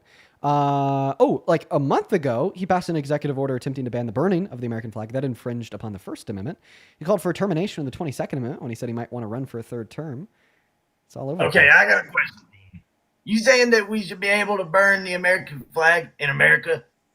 This is a troll. I'm going to kick him. Yo, WW, I appreciate you for the level up ship. That is very kind of you. Thank you so much for the love. WW, you are based. Let's go to get that next guest loaded in and connected to the live. Here we go, everyone. Who is next? We got Braden Smith connecting. We got Braden Smith. Apparently, like, Verdansk is a Call of Duty map. Oh, God. What's up? Do you support Trump? I do, but I had a quick question for you personally. How old are you? It's unreal. I'm 18. What year were you born in? 2005. Did you just come up here to ask a question, or did you? Yeah, I just had a quick question. It's kind of unrelated to Trump, and it's okay if you are just take. I'm sorry, man. We are just looking to debate people that support Trump. I hope you do have a good rest of your day, though. Let's go to move on to the next guest right now. Quite frankly, hop in that queue if and only if you support Trump as president and you want to come up here and give me a piece of your mind. Who's next? Who is next? Let's go ahead and get that next guest. Ariana, connected to the stream. Hey, what's up? Do you support Trump? Hello. Yes. How old are you? I am 18. What I was year- born in 2006. Okay, what month? October 1st. Fantastic. Let me go ahead and take a handful of people, then let's hop into the debate. Gabrielle, with the $10 on Super Chat, says, Dean, have you watched One Piece? No, I actually have not, Gabrielle. I've not watched One Piece. However, I am kind of familiar with it. A couple friends that really like it. As well as, hey, Carter, thank you so much for the $20 over on Venmo. Show some love to Carter down below in that chat.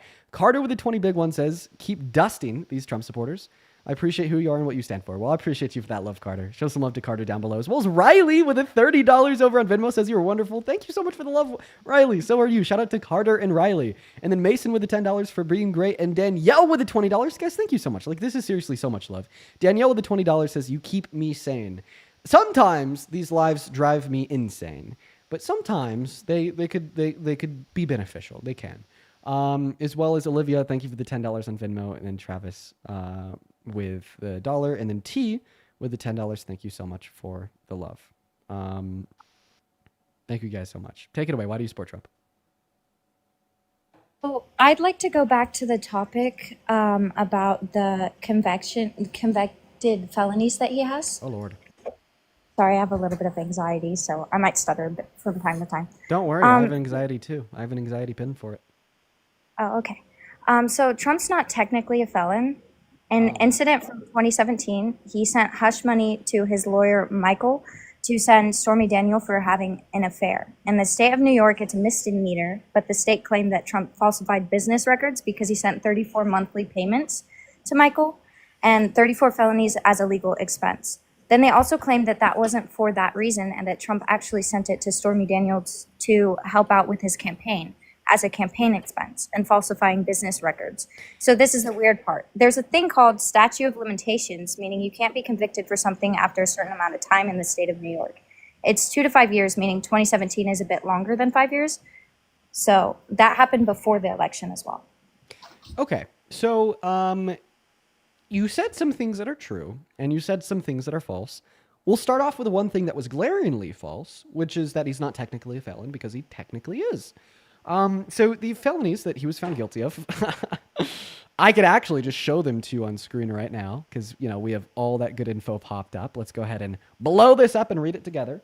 The technical felonies he was found for was for falsifying business records in the first degree, which is a Class E felony in the state of New York. Now, what makes it a Class E felony, what makes it first degree, is falsifying business records with the intent of concealing another crime, okay? And I believe the second crime that the jury used to conclude that he was guilty of this in the first degree was to attempt to change or manipulate the outcome of an election. But it is a fact that the falsification of business records in the first degree is a Class E felony in the state of New York, and it is a fact that is exactly what he was found guilty of. Okay. So do you have anything to say about that it was first said that it was a legal expense, and then they claimed that it wasn't for the reason that they started with, and then they decided to claim later on that it was falsifying business records, when at first it was that it was an affair. You know what I'm saying here? Okay, well, cheating on your wife isn't illegal in New York. So they never claimed that he cheated on his wife, and that's what they were prosecuting him for. If you followed Alvin Bragg's prosecution from before he was elected as prosecutor until he prosecuted Trump, and then Trump was found guilty by unanimous jury of 9, I mean, it was a consistent dialogue. They charged him with the falsification of business records in the first degree, right? Because keep in mind that in the second or third degree are misdemeanors. They charged him with it in the first degree as a felony, and this was very consistent. And you can know more about said consistency by just merely looking at all the court documents. I don't know what you want me to tell you here. You told us that he wasn't technically found guilty of a felony. He was, and that's what the unanimous jury of 12 concluded. He is a felon. So why is it that Obama was caught falsifying business records and misappropriating campaign funds, what Trump was charged with, and he was only forced to pay a fine, and he was never charged? And he used his campaign funds to pay Well, this would be dependent portion. upon state law. What state was he forced to pay a fine in? Oh, I guess that's a good point. Okay, yeah, that was a good point. I just I had mainly questions about what I have heard, so. Yeah, well, no worries. I mean, so what is your reason why you support Trump? I support Trump because he closed the open border. How did he close the open border? Well, gosh, it's really hard to say this. So basically what he did is he changed, because Biden had had the borders open, correct? How did Biden open the borders? It was Kamala. Was it Kamala? It was Kamala. Yeah, it was Kamala. So how did Kamala, is that how you pronounce her name, Kamala? How did Kamala open the borders? Open Border Act. The Open Border Act. Okay, right? I would really stop listening to the devil in your ear, because the Open Border Act is pure gibberish nonsense. There was no Open Border Act that was passed by the Biden-Harris administration. They're wrong. Can you prove that, though? Because that's what... Okay, you're asking me to prove that something never happened. It is strenuously hard to prove that something never happened. That's why in debate, we understand that the burden of proof would rest on the accuser, or more so the individual making the positive claim. You are making the positive claim that they passed this bill, meaning the burden of proof would be on you to prove it, not on me to disprove it. Okay, so then how come, so this is just stuff that I've seen when Biden was in office, was that there was people from across the border that were being given phones and given privileges and stuff like that. But how would that happen if the border was closed? Okay, so you're saying that people were given funds. So first and foremost, the Biden-Harris administration didn't give any funds or money to undocumented immigrants because they literally can't. A bill in the 90s made it illegal. Okay, a bill in the 90s required all federal funds purposed for like social safety nets to only be offered to those with lawful residence or citizenship inside of this country. When you want to talk about the dissemination of some funds in the Biden-Harris administration, you're going to be talking about the funds as allocated to asylum seekers who are legal immigrants, not undocumented immigrants. And then more so, just the fact that there were undocumented immigrants in the country under Biden doesn't mean that Biden passed an open border bill, and which would be a logical fallacy. So once again, the question would remain on you. What did he do to open the border? That's just what I had seen when I looked it up, was that it was the Open Border Act. I Who looked that told up you on that? Google. Well, I don't even know if it's Google that told. I thought I heard somebody whisper that to you. She's the one that's looking it up. She showed me. Because Okay, I can't look it up on my phone on live, Okay. I believe. Okay. Well, what did they look up to find this? What is like the title of the article? Who published this? Oh, this elusive open border bill.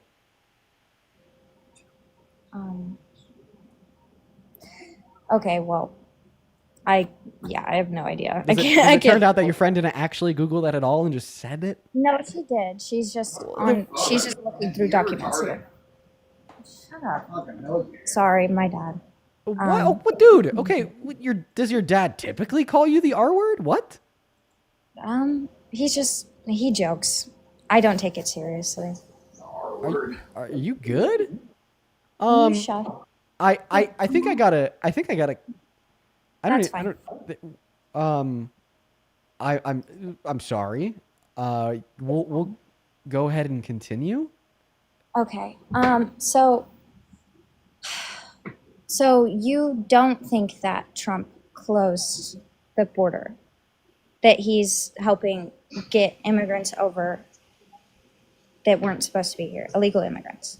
Okay. Well, so my claim would be is I don't think that Donald Trump passed an effective policy to reduce like undocumented border crossings. I would rather say that the reason we've seen a reduction in undocumented border crossings under the Trump administration so far is because he's been scaring them away by basically describing to them that they'll have a worse quality of life once they're in the country. And he's been doing that by like illegally deporting people where they were then abused and tortured in places like Secot and El Salvador, in places illegally deporting Venezuelan immigrants without any due process, or blackbacking college students and taking them to detention centers 1,000 miles away against the court orders of a judge, or like illegally detaining legal immigrants like Mahmoud Khalil for 3 months in a detention center with no reason. I'm also just concerned about you. I don't know. It's pretty like bad of your dad, dude. But I don't want to. I'm obviously on a speaker here, so that's all I'm gonna say. That's fine. So it's not. So what proof do you have that he was illegally taking them into custody, like moving them across the border? Yeah, for sure. Point number one, a ruling from SCOTUS on April 10th, 2025. All 9 SCOTUS judges determined that the Trump administration's removal of Abrigo Garcia to El Salvador was illegal. Sorry, can you repeat that last part? I couldn't hear you.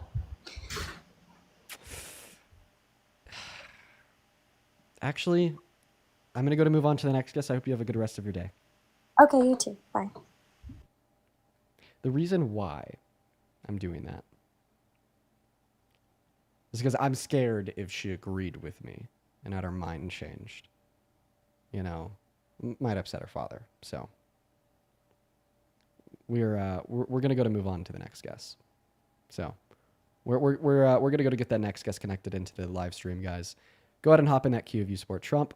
Everyone, just do be patient while we're working on getting that next guest connected.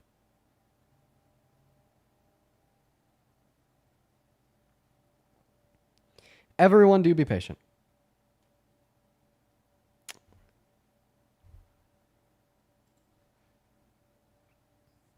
Hey, what's up? Do you support Trump? Yeah, I support Trump. Okay, how old are you? I am 12. Okay, my friend. I have to remove you. You got to be at least 18 to be on TikTok Live. I'm going to say 2 things to you, though. First thing I'm going to say to you, I wouldn't be worrying about politics at 12 if I were you. I wouldn't at all be worrying about politics at 12. Be a kid. Be a child. Be a kid. Have fun. Hang out with friends. Do your homework. Be a kid. Let's go to move on to the next guess. All right. We're going to get that next Trump supporter connected right now. Hop in that queue. If you support Trump, we'll get you loaded in. Hey, what's up? Do you support Trump? Yes, I do. And how old are you? 18. And what year were you born in? 07. 07? What month? July 28th. July 28th of 07. Perfect. There's a handful of people that I got to thank real quick. I've been forgetting a handful of individuals over on Vimeo, just because I've been, in these debates pretty locked in. But hey, just real quick, Opal, thank you so much for the not the $13, for the $10 over on Venmo. That is incredibly kind of you. I also read your message there, and I'm happy that you've learned a bit. Thank you for the $10, Opal, as well as Dahlia, thank you for the $20 over on Venmo. That is Dahlia, spelled Daylia. And if I'm butchering your name, I do apologize. Thank you so much for your kindness. And then Lauren with the $10. That is incredibly kind of you guys. Thank you so much for the love. And then Jessica, dude, this was 50 minutes ago at this point. I really hope that you're still here. Thank you so much for the $50 donation over on Venmo, Jessica. That is so very kind of you. Thank you so much for the love. Show some love to Jessica down below in the chat. And I'm going to keep your message to myself here, but what I will say is that is incredibly endearing, and I really do appreciate you for the love. Thank you, Jessica, so much for the $50, as well as the very endearing message, as well as, let's see here, one moment, Nathaniel, thank you so much for the $20 over on Venmo. Here's 20 for the next anxiety pin. Just curious, what flavor is yours? Lavender and caramel. I'm just kidding. Miami mint. As well as Nathaniel, actually, just thank you. Tucker with the $20 as well. Tucker with the $20 says, for being so patient during that insane ramble earlier. I have definitely learned patience. It has been necessary to learn. Absolutely. But thank you so much for the $20, Tucker. Thank you for the $20, Nathaniel. And if I missed you, I do apologize. Just thank you guys all so much for the love. You have been incredibly kind today. As well as business account, their name is. Thank you for the $20 over on PayPal. Says 33. Don't get mad when I ask. Have you seen the Charlie Kirk X Dean Withers edits?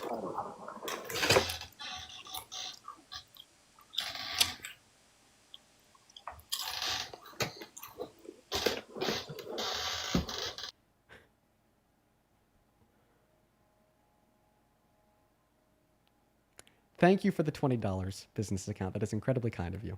Go ahead and take it away, Chase. I'm going to go ahead and...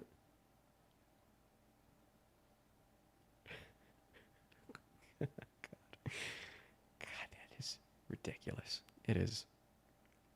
Go ahead, Chase. Tell us why you support Trump. Absolutely ridiculous. All right.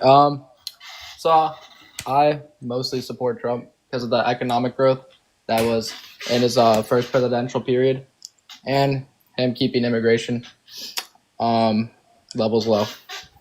Okay, so first and foremost, you said that you support him because of the economic growth in his first term. What did he do to effectively grow the economy? Because when we look at it like his one big economic policy through the first term, which was the Tax Cuts and Jobs Act, two Harvard economists, one left-leaning and one right-leaning in a cohort study tell us that it only attributed to like 0.2% GDP growth per year. Actually 0.02% GDP growth per year, which is incredibly marginal and small.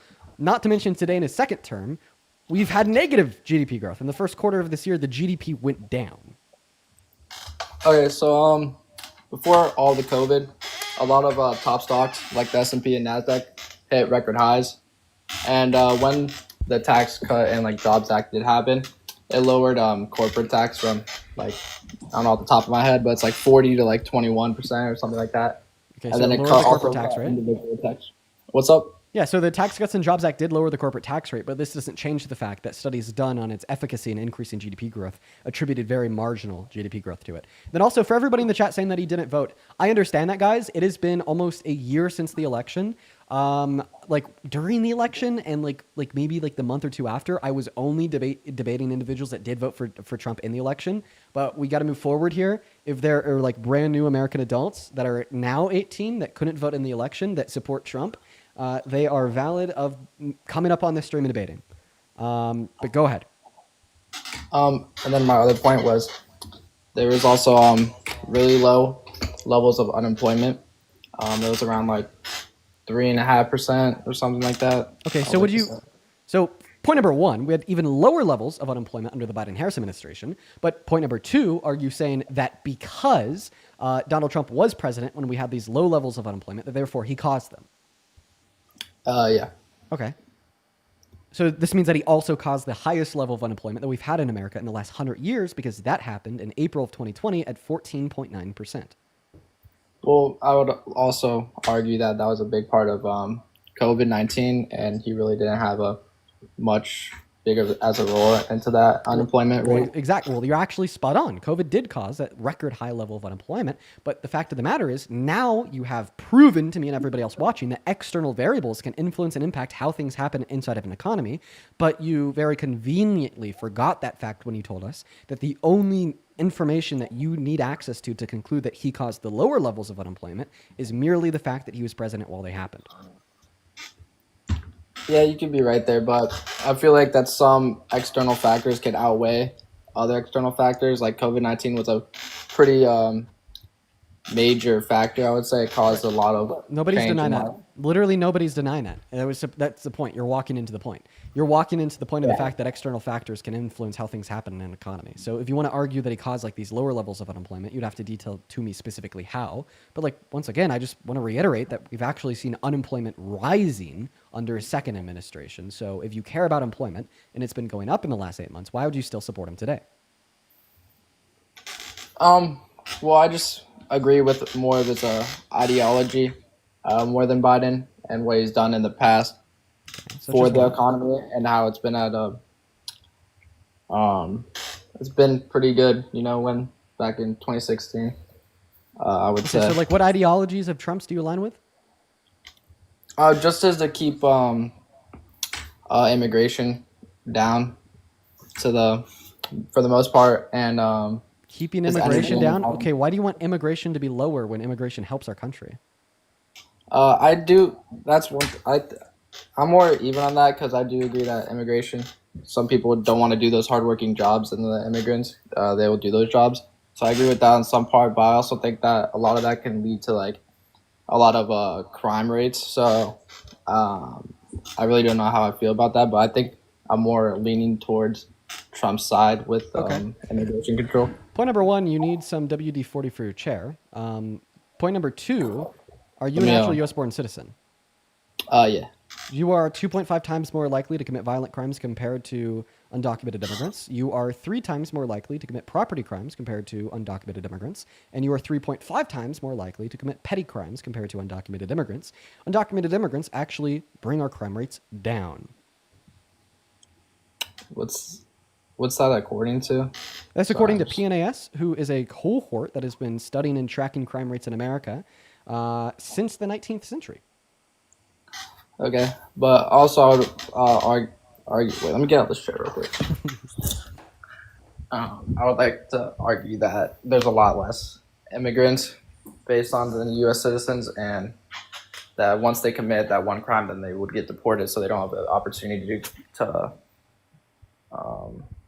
commit more crimes, if you know what I'm saying. Yeah, well, point number one, it is the case that the stat is per capita, meaning that it accounts for the fact that there's like less undocumented immigrants nominally than citizens. And point number two, although like immigrants have been deported after committing crimes, this doesn't change the fact that at any given point in time, there's still a growing amount of undocumented immigrants in the country, right? Mm-hmm. Yeah. And point number three, we could actually like positively attribute reasons why they'd be less likely to commit crimes. Most notably being that if they do commit a crime, they might be deported. Yeah, I agree with that. Yeah, but this just ultimately doesn't change the conclusion that they're less likely to commit crimes. It just merely explains it.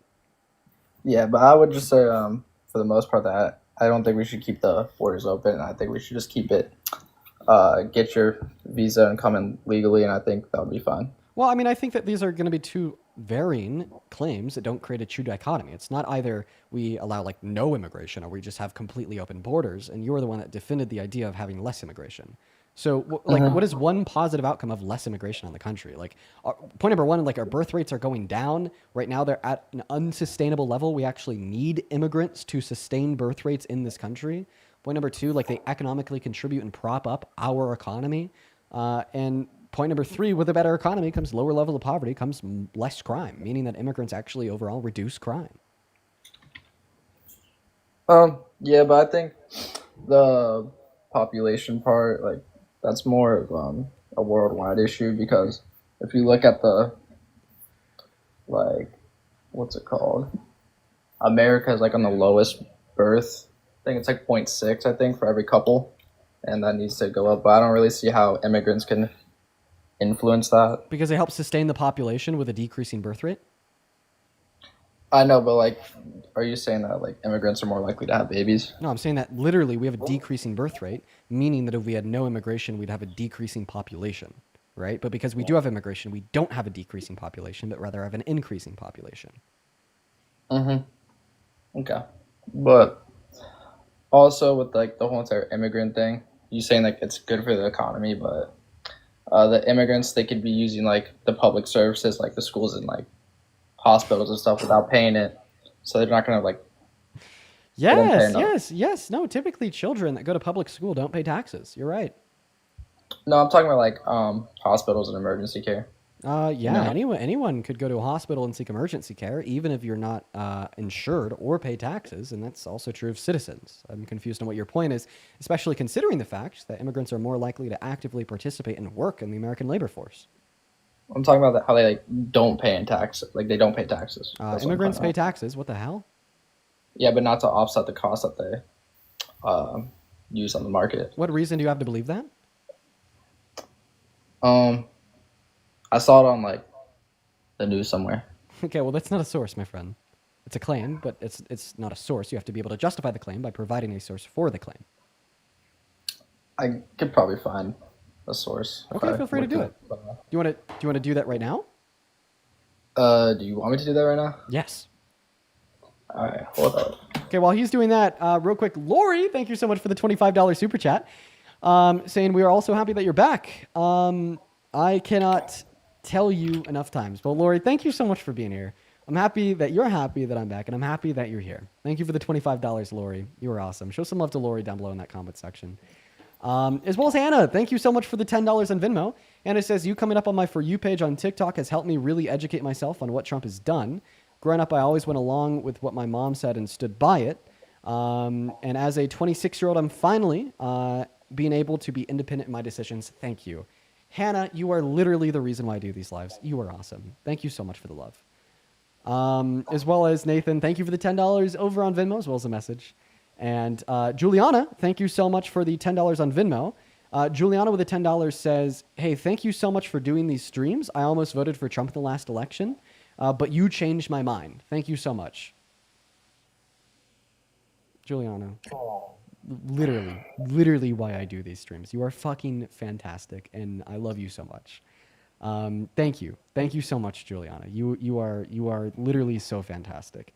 As well as, let's see here, Sophia. Thank you so much for the $20 over on PayPal. Show some love to Sophia down below in that chat.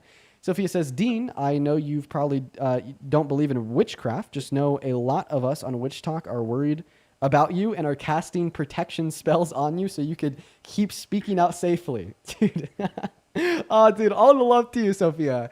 Thank you for the spells of protection, my friend. Shout out to Sophia, LFG. As well as Everly, thank you for the $10. Saying, hey, Dean, my daughter Jade and I love your streams. She thinks you and Parker are the coolest. Hope you're having a great day. Thank you, Everly. I'm having a pretty good day. Thank you so much for the love. As well as Amanda with a 5.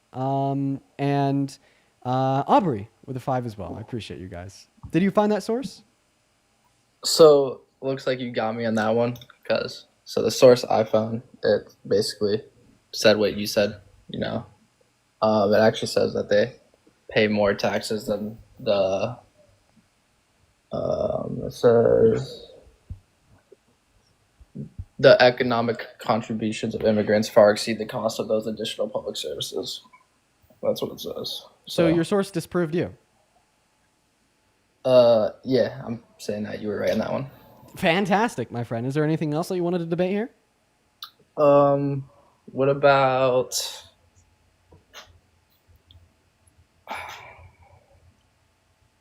let's do security concerns. Okay. That was my nice way of trying to say that I wanted to move on to the next guest. That was my nice way of saying that I wanted to move on to the next guest. You have a good one though, man. Let's go to get that next guest loaded up and connected to the stream right now. We got Hellman Inc. loading in. And this next guest will probably be our last. Hello? Hey, what's up? My mom wanted... Oh, you have a lot of background noise. Oh, sorry. Let me hold on. Let me turn off the stuff that is making that noise. For sure. Sorry. Yo, Wolf! Thank you so much. Im, thank you so much for the wolf. Holy shit, what a gift. Thank you so much, Im. You were awesome. Thank you.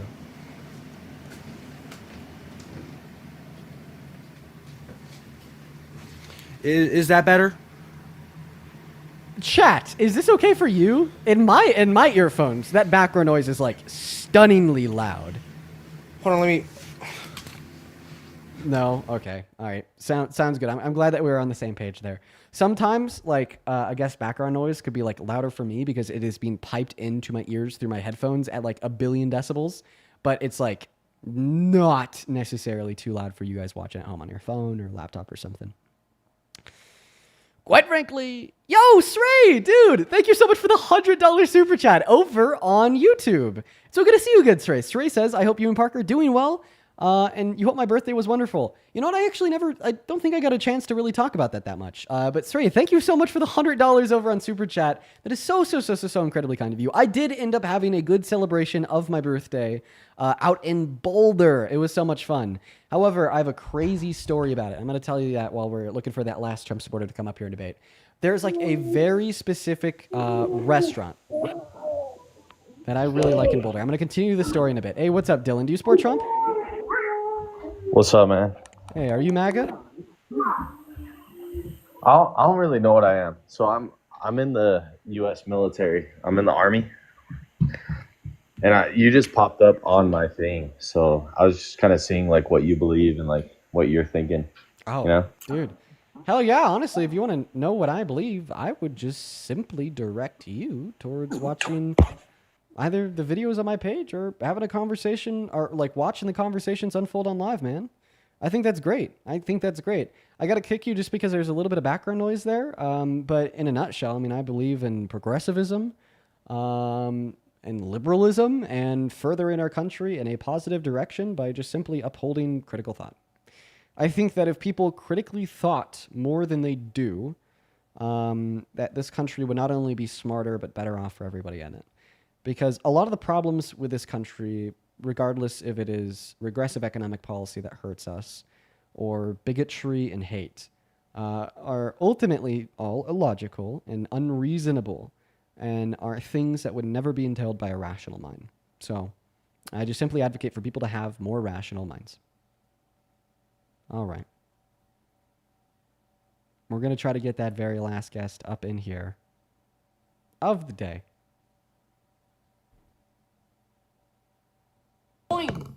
What's up, Paul? You support Trump? Oh, they left. Oh, yes, story. So there's like this one restaurant that I really like in Boulder that I really wanted to go to for my 21st birthday. And originally my plan was to go there on my 21st birthday. But then my 21st birthday ended up falling on Labor Day. So it was closed. So I canceled my trip out to Boulder. And I rescheduled it for the next weekend, so like in a week. And then I bought the hotel. I got everything I needed to start getting out there. And then once I was there, or not even once I was there, once I was on my way to there, I called the restaurant. I was like, hey, can I make a reservation? They're like, well, we're actually closed on the one day you're going to be here because of a private wedding. So I never ended up getting together. There's a story. It's pretty short. Okay. All right. We're going to try a little bit harder to find maybe like one last person to come up here and have a conversation with us. That's going to be about it. I do got to go soon because speaking of dinner, I think that my mom wanted to have dinner with me tonight. So I'm going to go eat with her. And if we can't get a guest up here shortly, I'm just going to end without a last conversation because I think she's wanting to eat here pretty shortly. What's up, Jake? Do you support Trump? Yes, I do. Jake, you are 14. You got to be at least 18 to be on TikTok Live. So unfortunately, I'm going to go and kick you and move on to the next guest. You do take care, though. You do take care. Who is going to be next? We got Jaden Mead loading up in. As well as Coral. Thank you so much for the $10 over on Super Chat. And Squirrely with the $10 as well, saying, thank you, Dean. I appreciate you. I appreciate you. Thank you so much for the love. As well as Ginoff. Thank you so much for the $50 over on Super Chat. Dude, that is very kind of you. Thank you, Ginoff. Ginoff with a 50 bomb says, Dean, you are such a peach.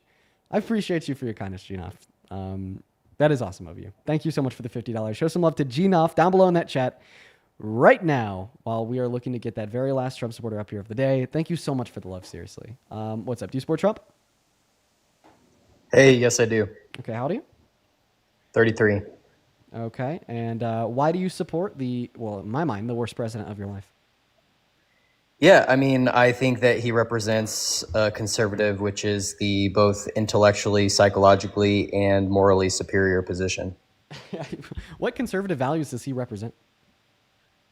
Yeah, so I mean, I'm sure in psychology you're familiar with kind of the idea of internal versus external locus of control. No, I'm actually not familiar with that idea.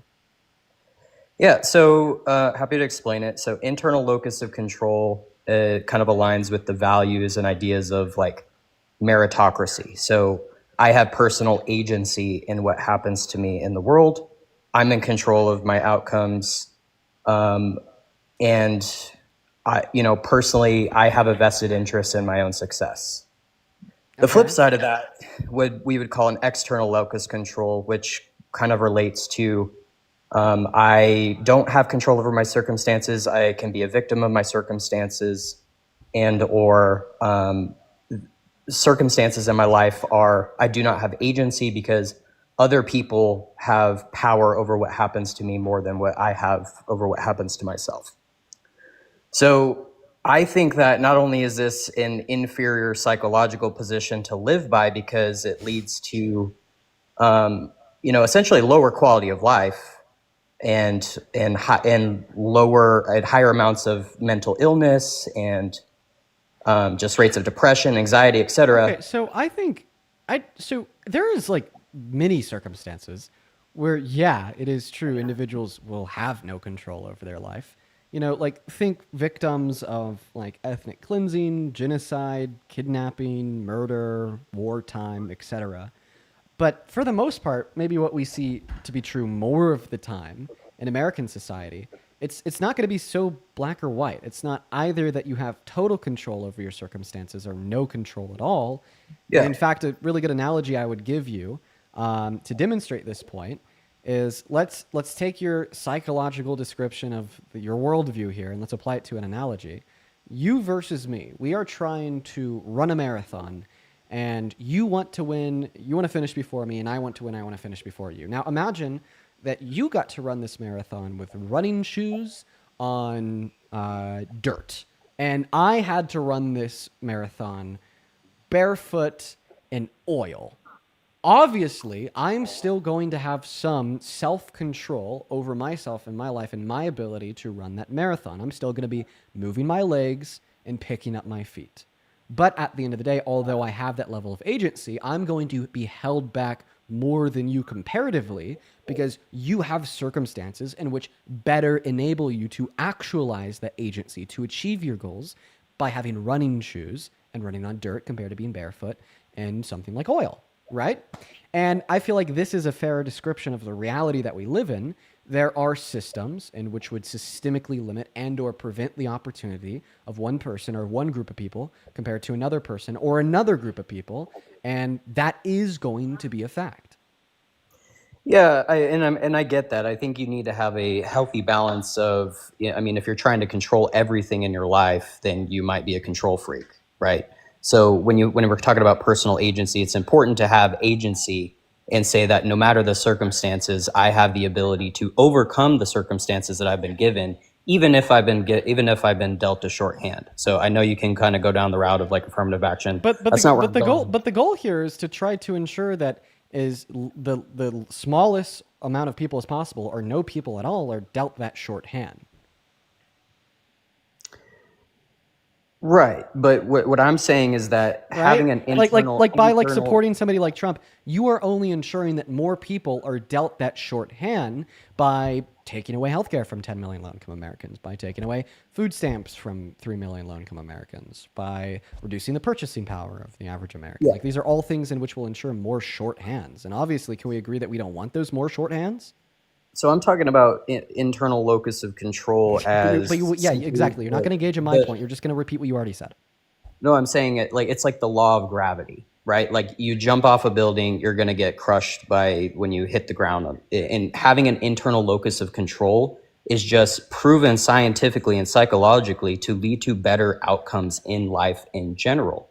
And so it's having an internal versus external locus of control regardless. I think that now, like, you're just like freaking out and saying words because now you've realized that at the end of the day, right, you have to admit that being dealt a shorthand, quote unquote, can limit the amount of opportunity that you have to actualize that quote unquote self-control of the locus over your life and whatnot. And that the goal of like American politics is to prevent that shorthand from being dealt to as many as possible and make sure that the hand that is being dealt to everyone equally and fairly is as big as possible. It shouldn't limit your agency, though, because agency is not about circumstances you've been given. It's about your ability to respond to the circumstances that you've been given. Right, but obviously, varying circumstance will impede upon your ability to respond and make it harder for you to actualize your agency in the world around you. If I'm born into a family with $1 billion, I'm going to be significantly better able to self-actualize an agency of wanting to be an entrepreneur or CEO or business owner compared to somebody that's born into a family with nothing. So it's all about the barriers to the actualization of your agency over your material conditions and how different systemic barriers in America or in the world can prevent you from said actualization or make it harder. And the goal is to make it easier for everyone. Okay, so I'm talking about, and I forgot the name of the book, but I'm sure you're familiar with it. It's a book written by a Jew who lived through the Holocaust, right? He wrote a book about how obviously he was dealt a really crappy hand, but if he just would have surrendered to the circumstances he was given, he literally would not have survived. And he wrote the book about how no matter how crappy the situation was being put in a concentration camp, his ability to have agency and control what he could control in the circumstances that he was given is literally what fueled him to be able to survive the concentration camps and to actually like live a successful life and write a book about it, right? So, and the reason I'm bringing this up is I saw a live where you were confronted. And this person was calling you out essentially for the Charlie Kirk unaliving event, saying that because you're white, that you personally can't understand what it's like to live in somebody's shoes who's celebrating an event like that happening. And I thought that was really unfair of them to attack you in this way, because morally, you support the position that it doesn't matter who it is or what happens, that nobody deserves to be unalived in front of their friends and family. Okay. And so point number one, I think that the topic of conversation that was more so, and no, this is of course something I spoke about yesterday in my life.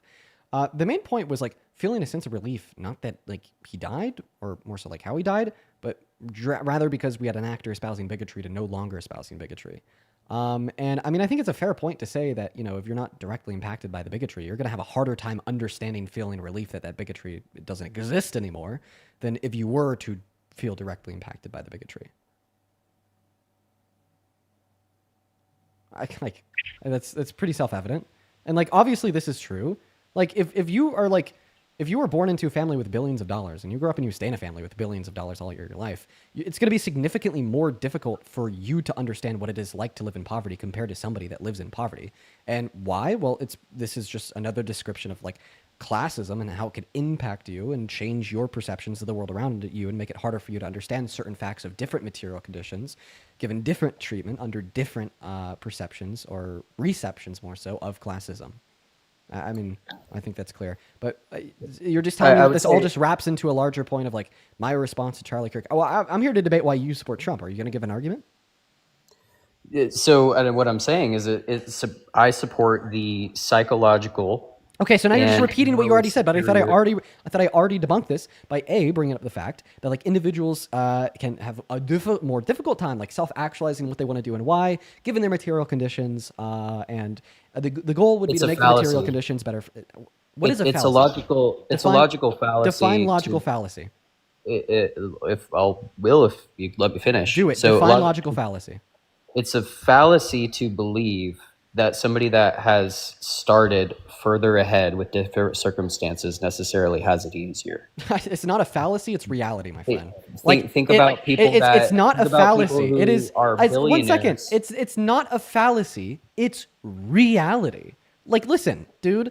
The one thing that is applied to me throughout my life and having it easier or harder would be like income and access to money. Okay, right? There is points in my youth where I had nothing, and right now I'm doing good for my age. Right? Those are facts, and I will absolutely tell you that I have it easier today than I did when I had nothing, and that should be intuitively common sense.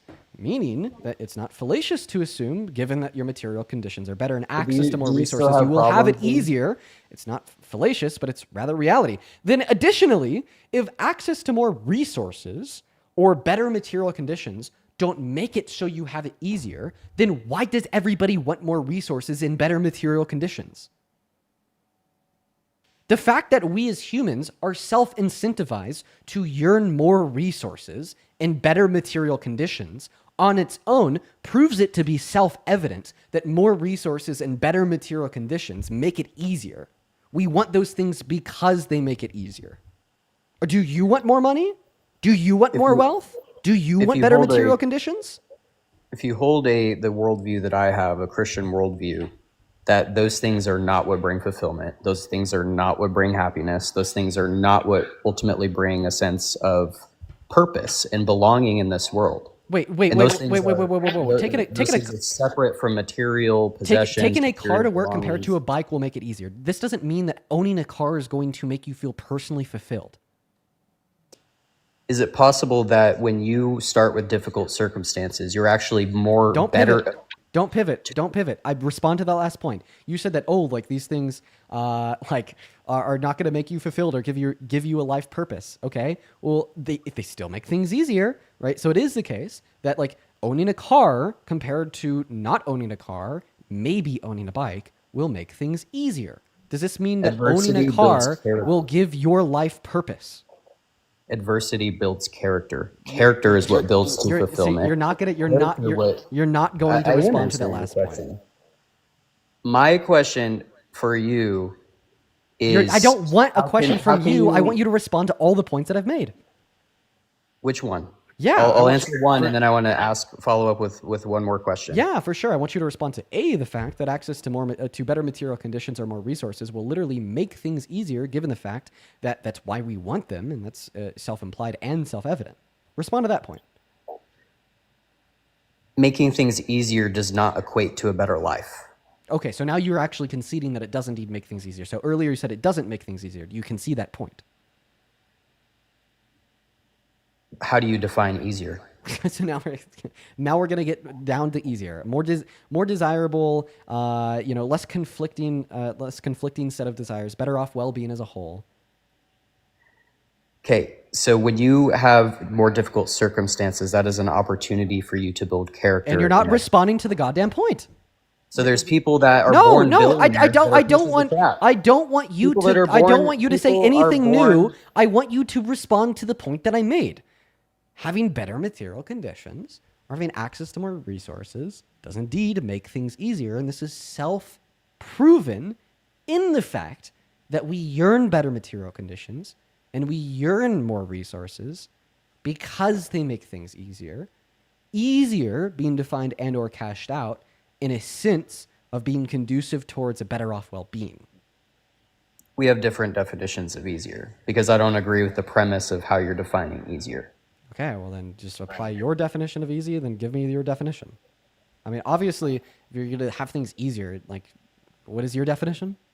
So my definition of easier, we're presupposing behind the word easier that life is supposed to be easy. Oh God, dude, don't give me That's the the fucking premise philosophy. of I your just want a argument. definition. I just want a definition. So what I'm saying is that it's also the purpose not, of life it's is also not to that, be easier. It's also not that like life has a prescriptive meaning of being easy. It's that life should be easy because when life But that's my worldview versus your worldview, and that's why we differ on our political stance. Wait, so Because you're I don't- inevitably telling me that your worldview is not conducive towards the conclusion that life should be easier and that human flourishment should be like more present, then is it just the case that you support the political stances that you do because you think they'll make life harder and reduce human flourishment? No, I believe in a stance that sets people up for the maximum character development and becoming who they were meant to be. Dude, that's crazy. You're literally saying that the reason that you're literally saying the reason that we disagree politically speaking is because your set of political beliefs is conducive towards less human flourishment.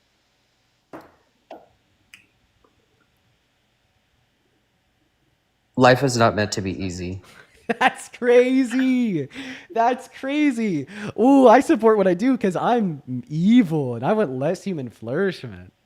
No, life is meant for us to develop character. That is the purpose of life. It's to develop character. Oh my God, yes. More human suffering, less human flourishment. The purpose of life is to grow in virtue. Okay, it's to grow in the virtues of I personal support agency, of responsibility. It's to grow in courage. The purpose of life is not to be easy. And this is the whole problem with the presupposition behind the leftist worldview. Oh, don't say so what your argument is that the liberal, the progressive, the leftist worldview is conducive towards more human flourishment and less human suffering, and that's an issue. It's humanist. We're presupposing that humanism is the ultimate virtue in society. It's actually actually that's false. I'll just tell you what it's presupposing. There's two presuppositions. It's that flourishment is good and suffering is bad. those are the two presuppositions under the view. It's that flourishment is good and wait, do you agree that suffering is bad? When you have an eternal perspective, suffering is temporary. But is suffering bad? So I believe that we will flourish in eternity. Is suffering bad? Suffering is when you have a temporary perspective, you think of suffering. I just want a yes or a no. Is suffering bad? You did calculus, right? You know how in math they do the limit as x approaches infinity is equal to what? I'm not going to accept a question. I will only accept an answer. Is suffering bad? The limit as x approaches 0, which is suffering, is 0. As x approaches infinity, the limit is 0. So suffering converges to 0. This guy hit the bong before he joined. If you put suffering on the x-axis or on the y-axis, and you put time on the x-axis, I just want to know if suffering is bad. As the limit approaches infinity is 0. When you have an eternal perspective, dude. Yes or no? Is suffering bad? When you have an eternal perspective, suffering is 0. If you believe that you're living for temporal, I'm really trying to like claw at what you're saying here to try to find an answer. When you say suffering is 0, are you saying that suffering is meaningless?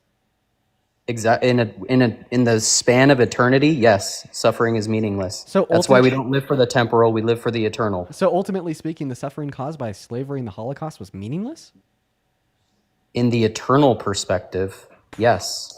Dude, get the fuck off my live. Get the hell.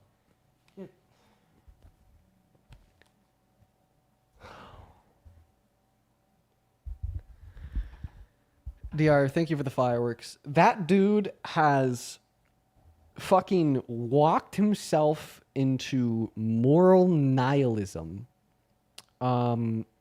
Actually, not even just moral nihilism. That guy has walked himself into all-encompassing nihilism. And he's saying that because he is an all-encompassing nihilist that doesn't think anything ever matters, that if you are not an all-encompassing nihilist that doesn't think that anything ever matters, then you are wrong and a bad person, and you are the problem. What an interesting perspective. As well as, hey, I just saw this. Gene Nav, thank you so much for the $100 over on YouTube Super Chat. This came in a while. I'm sorry that I didn't see this. I was talking to the last guest. Gene Nav, thank you so much for the $100. Gene Nav says, Peach might be an understatement. Your dialogue is often the highlight of my week. Well, I'm happy that you're here. And once again, that is just fucking ridiculous. Thank you for the $100, bro. This is like the 4th or 5th time I've seen you here, and I really do appreciate you. Thank you so much, Gene Nav. As well as for everybody in the TikTok comment section spamming Trey Reed. Dude, I found out about Trey Reed last evening, and it's scary. That shit's scary. So, he was found. I don't even know if I could say that word. Hanging. I guess I'm gonna say that. I don't know if it'll be taken down on TikTok. From a tree, and the cops and mortician who did the medical examination of his body said, like, point number 1, they found no indication of wrongdoing. And then the mortician said that, you know, like his legs weren't broken, his arm wasn't broken. However, apparently, I saw last night that the family is saying otherwise. That the family is saying that they found out that his arm was broken and his legs were broken. Keep your eyes on Trey Reed, okay? Please keep your eyes on Trey Reed. You know, when I found that story last night, it greatly disturbed me, and it should disturb you too. I think that our eyes should be on Trey Reed. And I think that we can't just let it go. Because if we don't let it go, the truth will come out. The definitive, undeniable truth will come out. Keep your eyes on that.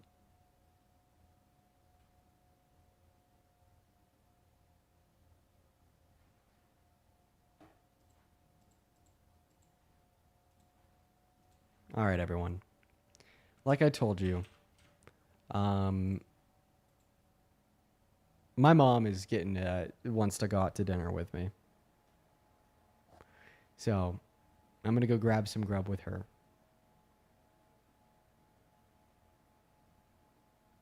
And I will see you guys tomorrow.